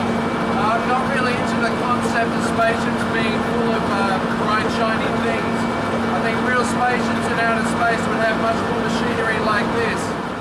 I guess there's always a sense of danger when you're on board a ship because there's no sense of being able to call upon your allies or anyone to help you if you get in trouble. You're really on your own, and it can be a very lonely place. So like in outer space, you're just looking out into the expanse of nothing all the time. Outer space now is the ocean of yesterday. There's that sense of discovery, the sense of meeting new people and, you know, possibly being attacked by them and killed by them. At any second, you know, a storm could come up. You could be invaded by pirates, which does happen a lot, especially aboard a ship like this. In case you see any small boats coming alongside, because there's a fair bit of money on here. This is just as a warning in case they come too close and in case their intentions are not illegal. If they come on board despite that, which they will find very difficult anyway, then other action might be taken. And if you read the books on the pirate attacks, there are more pirate attacks occur in these waters around here, around Singapore Strait, Malacca Straits, around Indonesia, than any other part of the world.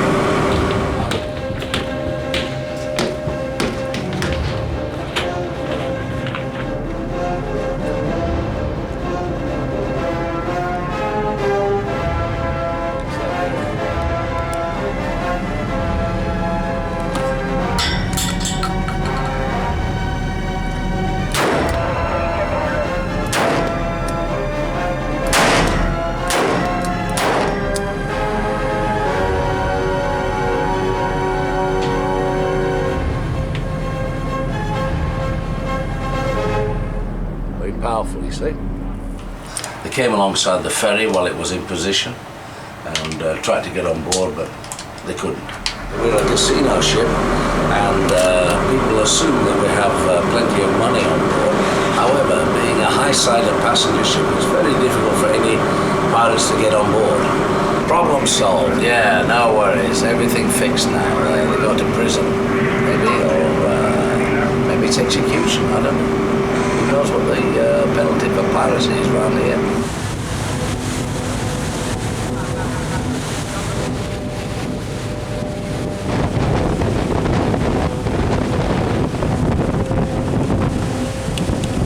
There was 4 water spouts came up before, all around the ship. Must be a sign.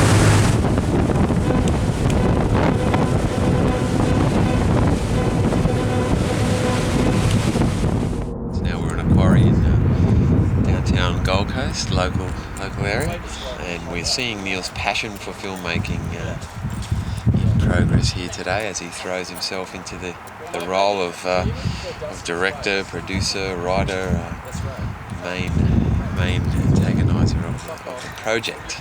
You need to hold it somewhere when you shoot, you know? Yeah, underneath's better. Underneath. You can't really rely on that not to break off, so the outside. Yeah. Okay, so don't actually think that that's an actual handle. It just vibrates like this. Or whatever, but you know, yeah, try. I have to say that the whole time that we were travelling around America with all these different, like, completely adverse conditions, like the deranged cultists chasing us, the police thinking we were terrorists, the sandstorms, the extreme heat, everything that went on over there, he was the coolest cucumber. He kept everybody really calm, and I think because he is so in love with what he does that it just keeps everybody energised all the time and keeps everybody loving what they're doing. And, you know, I've got to say I really appreciated that about him. There will be contact, but I promise. Yeah, did you want to kind of shoot it away or just basically stand? She just stands here, and what are you going to do? Lift your arm up. Some of a gun on, yeah? And go like this. Whack it down. In slow-mo, though. Okay. In slow-mo. Okay, so just lift that up. Slow, that's it. Bang. Bang. Bang. And then swing your arm back. And then she thinks, oh, fuck this. Oh, this is when you go find some dirt. Well, see, wouldn't he have hit me on the first hit? There's no need to carry this out. Boom, I'm like, that's gotta hurt. So I'm down on the ground. He's missed you on the first hit. Whack with some dirt and off I run. Well, he misses you on the first hit. Okay. Oh, I see. But he gets you on the recoil. So basically, you just sweep the arm across. She ducks. Oh, I see. And then up. Whack. Yeah, whack, whack. And then what does he do? Then slow-mo. Oh. When you see the finished product, you can't believe it when you've seen how it's actually been made. And that, I really enjoy that process of seeing how it's being made and then seeing the finished product, because there is such a big step from the raw, seeing it live happening in front of you and actually seeing the finished product. It amazes me, and every time I see it, it amazes me. So, needing a location for the missile base, we proceeded to take over an entire brewery with all its piping and appropriate looking scenery. I wanted the sort of industrial feel to the film, to the city. I didn't want it to look like a regular city. I wanted it to look like something more mechanical. There's a lot of red tape we had to go through to get to film there because, you know, these people are very safety conscious and everything else. And so they were kind enough to give us permission to film, you know, in their brewery. So we all had to wear a funny little yellow vest. It looked incredible. The lighting that Dan came up with and the shots were just amazing. And yeah, we had to put effects on later to enhance it, but it was an amazing place. As we got to some of the last shots at the brewery, it was a pretty grueling day, and the last shot we were getting in the can before we lost light was very crucial that we got that shot because we weren't able to really come back and pick that up. And this was Usul's death scene, Mara's confrontation, basically a pretty heavy sort of emotional shot, but physically very taxing as well. And just before the final take, I think just on the final rehearsal, Eve managed to quite seriously pull a ligament or sprain her leg quite badly, to the point where she really wasn't able to walk for long. Throughout America, I mean, I was always aware of injuring myself because we're in such an isolated location, and considering all the action that Mara had to go through, I really reserved energies and was always cautious of where I was going. And I ended up, you know, running up cliffs, jumping off cliffs, diving into the ocean, you know, being buried in sand. I was covered in bruises, and one particular time from my a belt, my gun belt that I wore, I was getting bruises from my gun hitting it, and all sorts of things went on.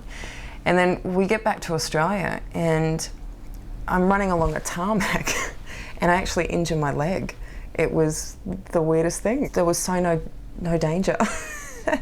She couldn't even walk, the poor girl, so we had to, like, you know, sit down and let her rest, and we got a cold pack for her leg, and you know, the insurance companies, I'm sure, were having a field day at this point, going, oh God. I've got what I need, you know, so we're going to do that, and then we can have a breather and we can do the close-ups while we're okay. You're not the most compassionate person no, you Neil. There's not one compassionate bone in his bone. You could be cut in half and he'd go, get up. We're losing light. We still needed to get the shot in the can as the sunlight was fading. So we hastily added into the film the fact that I had winged her with a shot to her leg, and that the limp that she has in the end of the film is actually quite real, and she's in quite a lot of pain. As happened all the way through the film was we had this thing, if something bad happened or something happened, it was meant to be. There was a scene in Lake Powell where Mara lost her gun in the water. And so we couldn't find this gun at all, so we ended up saying, okay, well, let's make it that she did lose a gun in the water, and, you know, she goes to pull a gun and it's gone. Which created problems later in the script, but, you know, we sorted those out. And so with this one we decided, well, I think it was Eve's suggestion, let's make it that, you know, Mara gets shot in the leg and cannot run off to the spaceship, she has the limp. And I said, yeah, that'll work really well. In fact, it really helped because then she has to kill Usul in the scene, so to give her a good reason to kill him.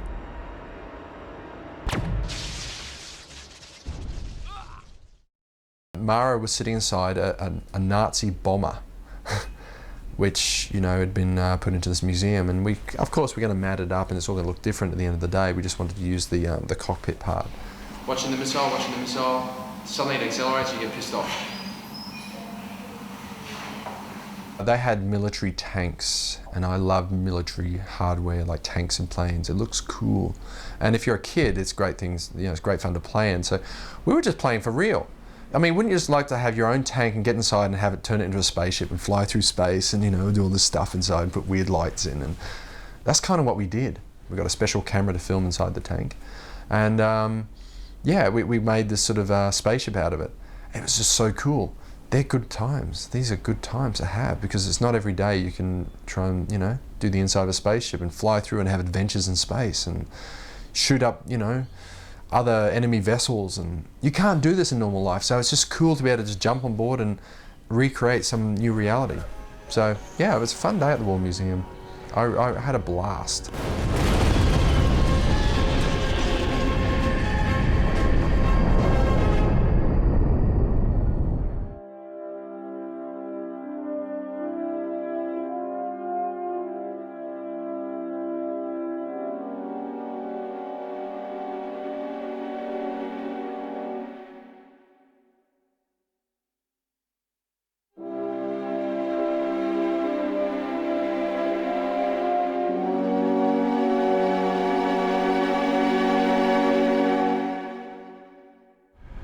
So I've caught a very quick flight over to Germany because I've been ringing the FX company for the last few days and no one's been answering the phones.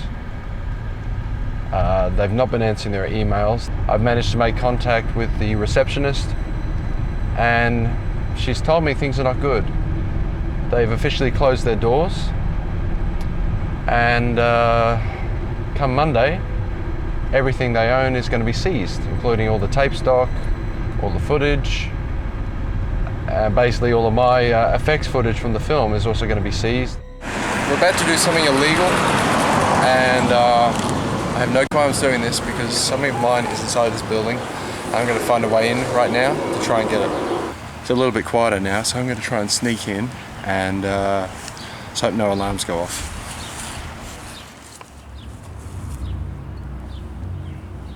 Everything's off. The power's still running, but I don't want to turn any lights on, just in case. This is where we used to do all the effects. It's where they do a lot of the sound. I'm not going to steal anything that's not mine, you know, it's just really trying to get the stuff that belongs to me.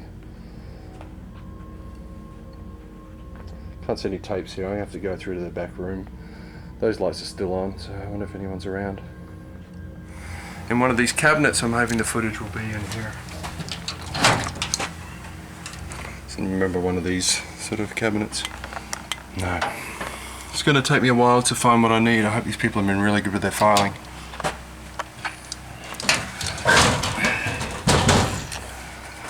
Okay. This is interesting. A lot of this is empty. Johnson Space Center. Failure is not an option. That's kind of my motto right now. I don't want to fail. There's a lot of money tied up in this place.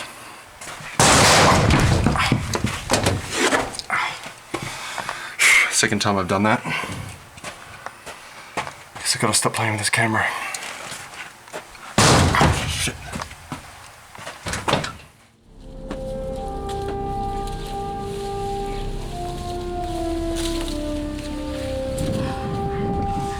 managed to find most of our footage. It's got a hard drive here, which is one of ours, and got some of the runoff from the master tapes. So I think it's been pretty successful. I hope we got everything that we need. Thankfully there's no police. Been alerted to our presence. A couple of passers by, we'll just be casual for a second. But yeah, I think we got what we need. So we're going to try and get out of here before anyone sort of gets suspicious of what we're doing.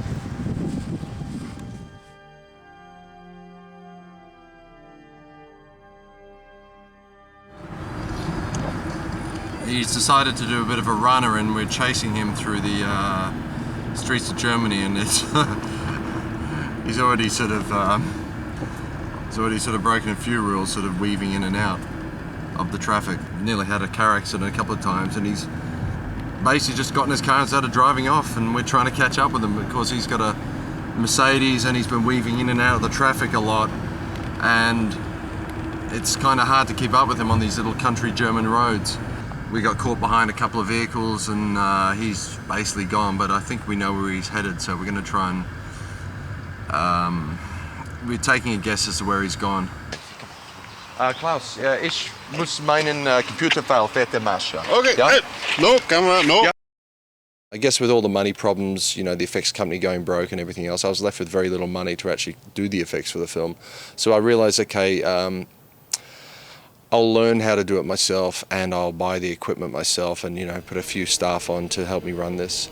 And it basically came down to Neil Johnson sitting in a room for 2 years and just doing the effects, which is not fun. But I had a great time. That's the cool thing about it. And I was able to hide in Australia at the time because I guess that was the cheapest country I could find to live in for that 2 years. I would have to haul myself occasionally doing music videos, which is not a bad thing, give me a bit of a break, but pretty much did the effects myself, which is nice because you don't have to sit there and you know, go through like, you know, 10 pieces of revision. If you want to change something, you just do it. You don't even have to talk to someone. You make the change yourself, and you want to keep polishing, you keep polishing. It liberated me in a certain way. I was freed up financially to just do the effects as well as I could. I mean, of course, I'm nothing like Industrial Light and Magic. I'm just one man with a bunch of computers, but it was still nice that I could artistically try and explore this, and this was pretty special. There's one effect that I'm really proud of. Okay, in a lot of movies you see these shots where they zoom down from the planet to the person standing on the street. That's kind of a cool thing, but I mean, we see this all the time, and I was sitting there, I mean, I look at the stuff and I know they cheat. It's obvious. I mean, you have to cheat because it's such a hard thing to do. I sat down for a year in between doing the other effects, and I worked out the mathematics of actually doing a real resolution zoom in 3D. And it was mathematically, it was kind of complex because I guess I had to guess and fill in the gaps. I had to try and make a perfect parabolic curve. So, you know, we start off slow, we speed up, and then we slow down. And the reality of this shot is, it took me a year to do the mathematics, and I think then 3 days to actually render the effect. But it's actually a real resolution zoom. It's exactly how the shot would be if you really were flying out into space. And I think the first version went for like 4 minutes. That was a little too much. I had to speed it up a bit. But that's pretty much how it would look. If you really were flying all the way up there, there's no tricks, there's no cuts or magic stuff where you sort of have to blur stuff out and go through clouds. That's exactly how it looks. And the thing I like about this shot as well is as you're zooming out, you can actually see the places she's been. You can see the snowy mountains where she passed over before they crashed. You can see the desert area, and you can see just up ahead that she's going to come to some water. And even further south of that is the start of the city. And so it's interesting when you actually, you know, I've placed all this stuff in there sort of mathematically to make it look exactly like, you know, it really would happen. And that's the sort of attention to detail you can do yourself because, I mean, hey, you're not paying the bills of anyone, you know, sitting there for like a year working out the mathematics. You do it yourself in your spare time.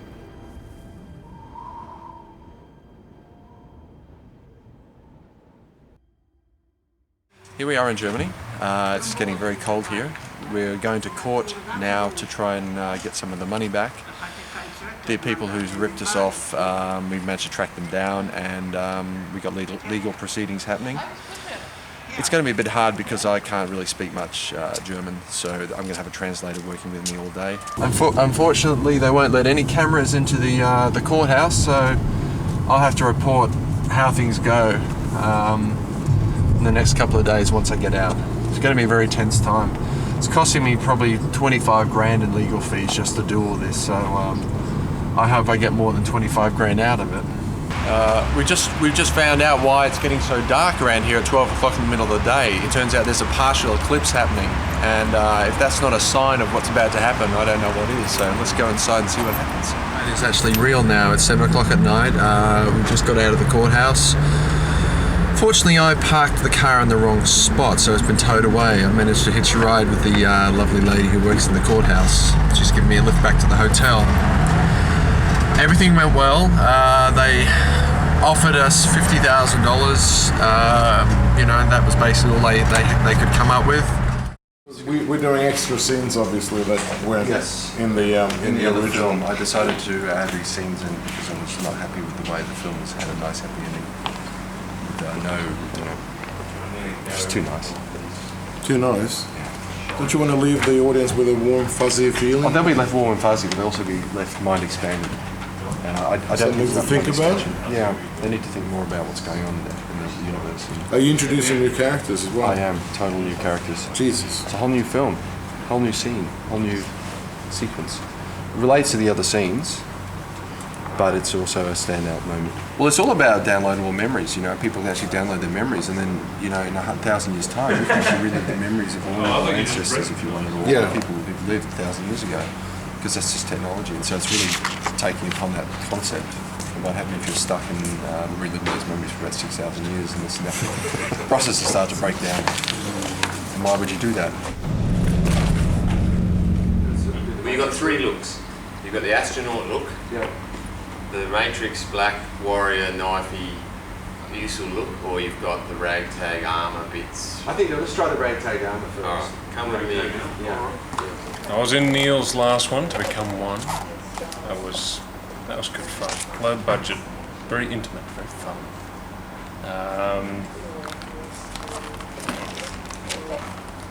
Don't borrow your hand for a second. Corner of the. That's it. Thanks. It's a bit like the other one. It's too much. And that one's just you. Yeah, Neil was a silly idea. Well, I think this is cool, personally. You wear it. I can't wear it for the rest of the shoot. I'm not taking it off. That's gonna hurt. It goes with that. You just can't do it. The problem is when you get your gun shot out of your hand, it's just not going to move, is it? Just shoot the arm off. When he turns around. There ain't a lot here, but do we have anything? Well, you bring it. We've used everything. We have used everything. That's why I reckon he needs a cape. He does. Spencer wears a lot of capes. I've seen him walking on the streets. He wears a cape a lot. I'm a big cape man. Very superhero. Yeah, well, he's a superhero. But it's kind of cool, because if we work with the character in the sense that you're... Is that better, Miss Mara? You have this concept that you're kind of like, I'm super cool.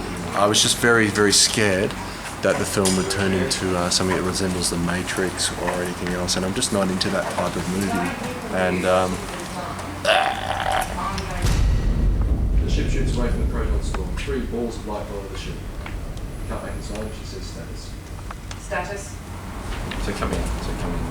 I'm at level 5. Level 5. Lowering the gun. Yes. Like now you're getting a bit romantic with the girls. Say 5 like it's Level the best number 5. you can think of. It's like a turn on. Because all the girls want to fuck you when you say level 5. I'm level 5. Oh my god. I want that. How enhanced are you? I am a level 5 combat.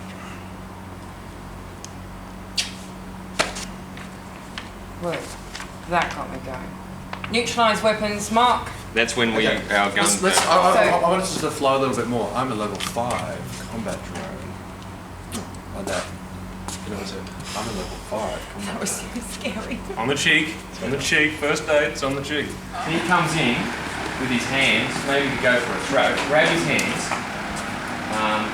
Turn over and grab him, sort of like. Yeah. And then, like, kind of you're holding him down and set him up for it. Don't just go, cool. And show complete control. Yeah, so he comes in for that, grab him, and then once you've got his hands, go Right, so you want it and bring him down into it. Just to, so it's not so quick. Yeah, Not only hold him, but kind of, he's struggling and you're like, he's like, and you're like, bringing him down.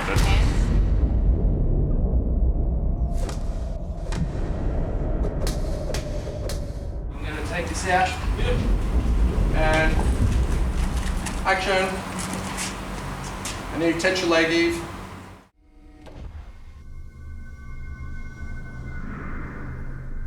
Intruder alert. Who are you? Are you addressing me?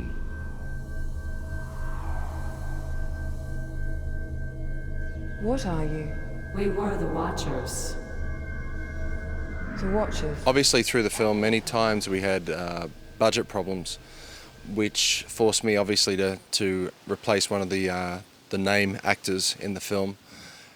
But by the time we got to post-production, I was able to actually afford a couple of decent name actors. One of the actors was Ivat Franks, who's done a lot of different really cool TV shows and movies, and she was able to come in and provide the voice of the Watcher. We have hope. You must have the same. It's kind of a crazy thing for me to do. I mean, here's one of the most attractive women in Hollywood, and I'm the guy who comes along and gives her a voice role. So it's what we needed for the character of the Watcher. Needed a bit of authority, obviously a feminine touch, but you know, just something that was, I guess, unique and had something special about it. And she came in. We went to a little studio and recorded a voiceover and did an amazing job. I'm Ivat Franks. I was the disembodied human, the Watcher. From an acting point of view, I thought that because she was a disembodied human and she was more superior intellectually, and the other characters that she was speaking to, she kind of was looking down on them because they didn't understand the way of the universe and how things worked and what was supposed to happen. So I approached her as more of a superior being. I have the stored memories of 1,000 years of human existence. I will not sacrifice it. Iva, that's such a limited perspective. Well, I think that honestly, people's memories are kind of geared towards what they want them to be. Because if you have two people who have the same story, the same experience, the memory of the story is going to be different. I don't think you could get an honest memory off a microchip. I don't even know if you could actually take a memory. If you could gain wisdom if the person was an honest person and they were honest with themselves. And you can always gain wisdom from your elders. Iva, will I remember who I am? Will we be together? If you survive, remember me. When I was a kid, I used to love a British sci-fi series called Blake 7, and I needed a voice for the computer, but someone again who had an interesting texture to his voice. So Paul Darrow came on board and was kind enough to loan his voice talents. He's known as the character Avon in Blake 7. He's done lots of other, great British shows, and he's been on television, on stage and cinema, and I would think I was a little nervous when I got to meet him, but it was kind of cool. I mean, I worked with a lot of famous people, but meeting Paul Darrow was kind of different for me because, this is one of your childhood heroes, and it's kind of cool.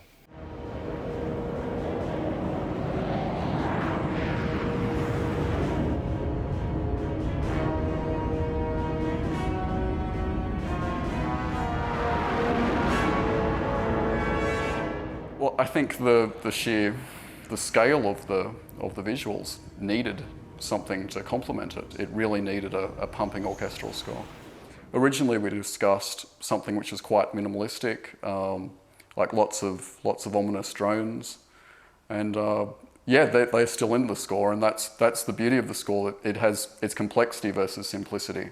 Maybe Neil didn't know, but I always had a big vision for the score, no matter what, whether it was going to suit or not. It was going to be a big score. That was simple.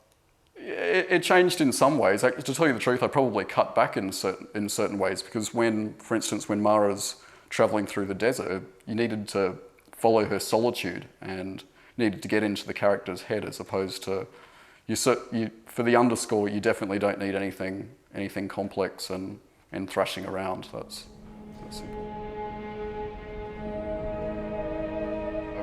I had trouble distinguishing the boundaries between when music stops being music and it's actually sound design. So you know a scene needs something, but is it going to be the drones that we discussed in the brief, or are they going to be musical, or are they going to be done in the sound design? And more often than not, I kept the music going, which, right or wrong, whether they in the final product, sometimes it's cross-faded out, what have you, but it's a tough call working the boundaries. But yes, I did a tiny bit of sound design to that extent.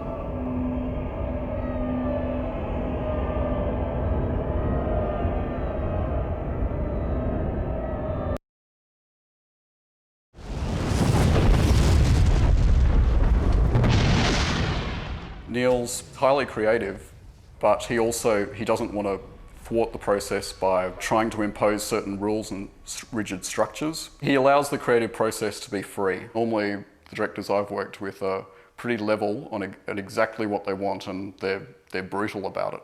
And even if you believe they're right or wrong, you just do what you're told, basically, and that's not an enjoyable way to work. That was the beauty of working with Neil. I had quite a fair input musically, what was going on. If ever I was confused as to the direction of a certain scene or what was going on, Neil's standard response would be, well, think horror. I was go, well, what? Hang on, it's not really a horror film, but so there are some dark elements to it, like especially a scene when Mara is in the desert and it's the night scene, and it's like a nightmare basically, and there's lots of visions flashing past, and that's probably the darkest point, I think, within the score. I was always very scared with the soundtrack because I always felt that maybe there would be some, I would not get exactly what I wanted, but this is one of the few times I can honestly say that the soundtrack surpasses what I had in my mind.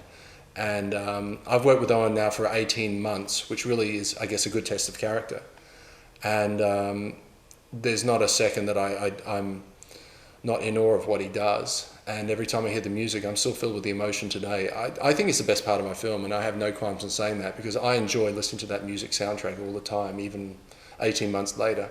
So that's the true test, and if I had my time over again, I'd be choosing the same man right here.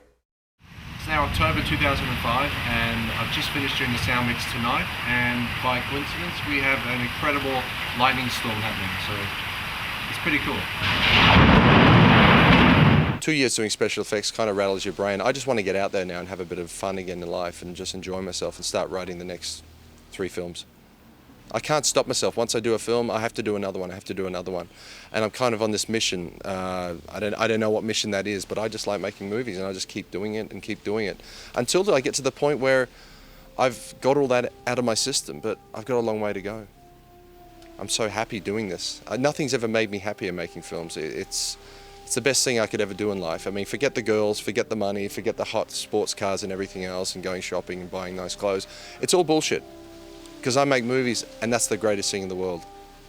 And I've been doing this for like 17 years. I was the youngest television director in Australia at 21. I'm now 38. I've been directing 17 years, and I wouldn't change a thing. The one thing that I can say about Neil was that he kept the balance the whole time for me, and I think that says a lot about a director that, is aware of the process of an actor, and considering that I was away from my partner and my son, which was the first time ever, I was battling a lot. I think Neil Johnson, as a director from this actor's point of view, I would have to say his drive and his focus. If you put it on a level of 1 to 10, give it 50.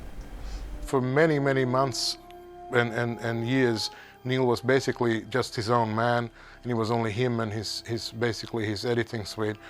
And I would have probably given up myself. I have to take my hat off, for the stubbornness and the tenacity that Neil has shown. And I mean, he went to the extreme of selling his house to get more money. He went to a lot of expense to send an unknown actor to America and put all of his trust in that. And I think he's got vision beyond a lot of us to see what he saw. So I could have really crumbled many times. I had a lot of stress inflicted upon me by other people, and it would have been easy just to say, oh, fuck this, I'm giving up. Ultimately, because he has such a passion for what he does and in creating something and really wanting to tell this story, it kept me very enthused, and it kept me believing in the project the whole time. For me, this is always what I've wanted to do in my life. And I think the number one lesson I've learned is never give up. No matter what people do. I've had people come along, try to rip me off financially. People tell me that I don't have what it takes to be a director or anything else. People always try and put you down. And that's a very sad thing, especially in this country, because we've always got to be very positive. So no matter what people tell you, just never give up. That's all I can say.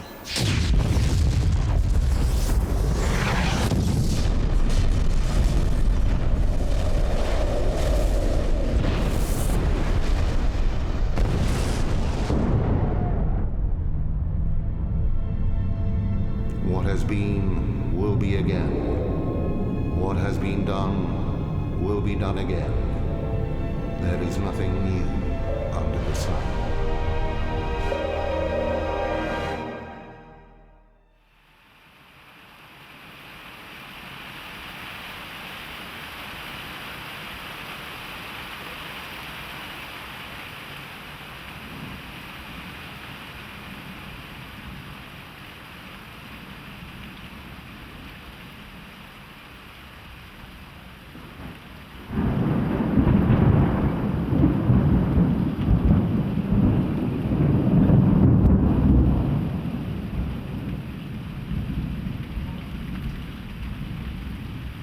People think we're faking this. What's that?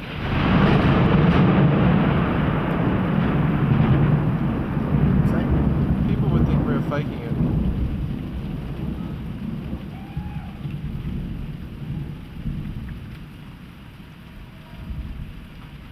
See, now we got the end of the documentary.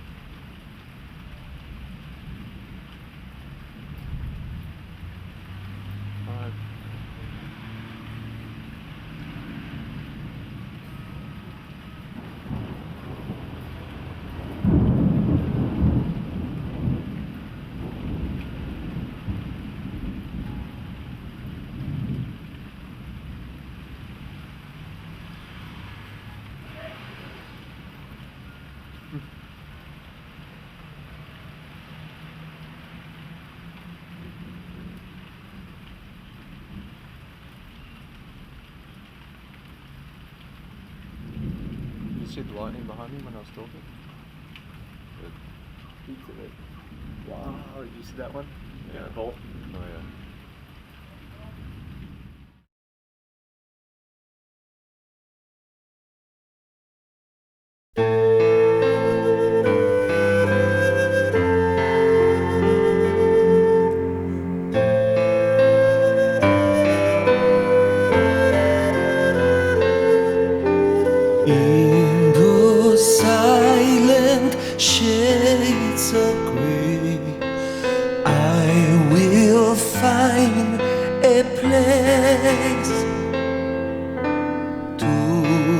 Escape the endless night to find a new sound.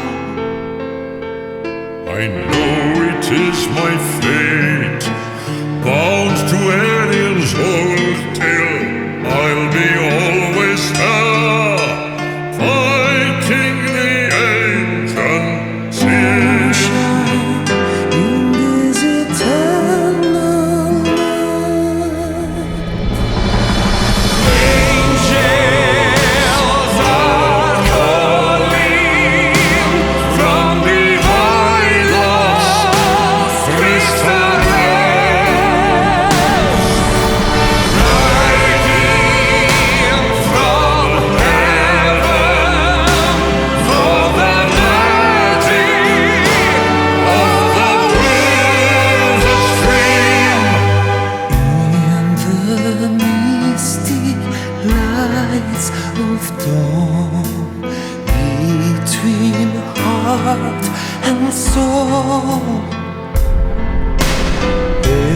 Elga's calling for new hope to avoid our fall. I know it is my fate, bound to aliens old tale. I'll be always there, fighting the ancient sin.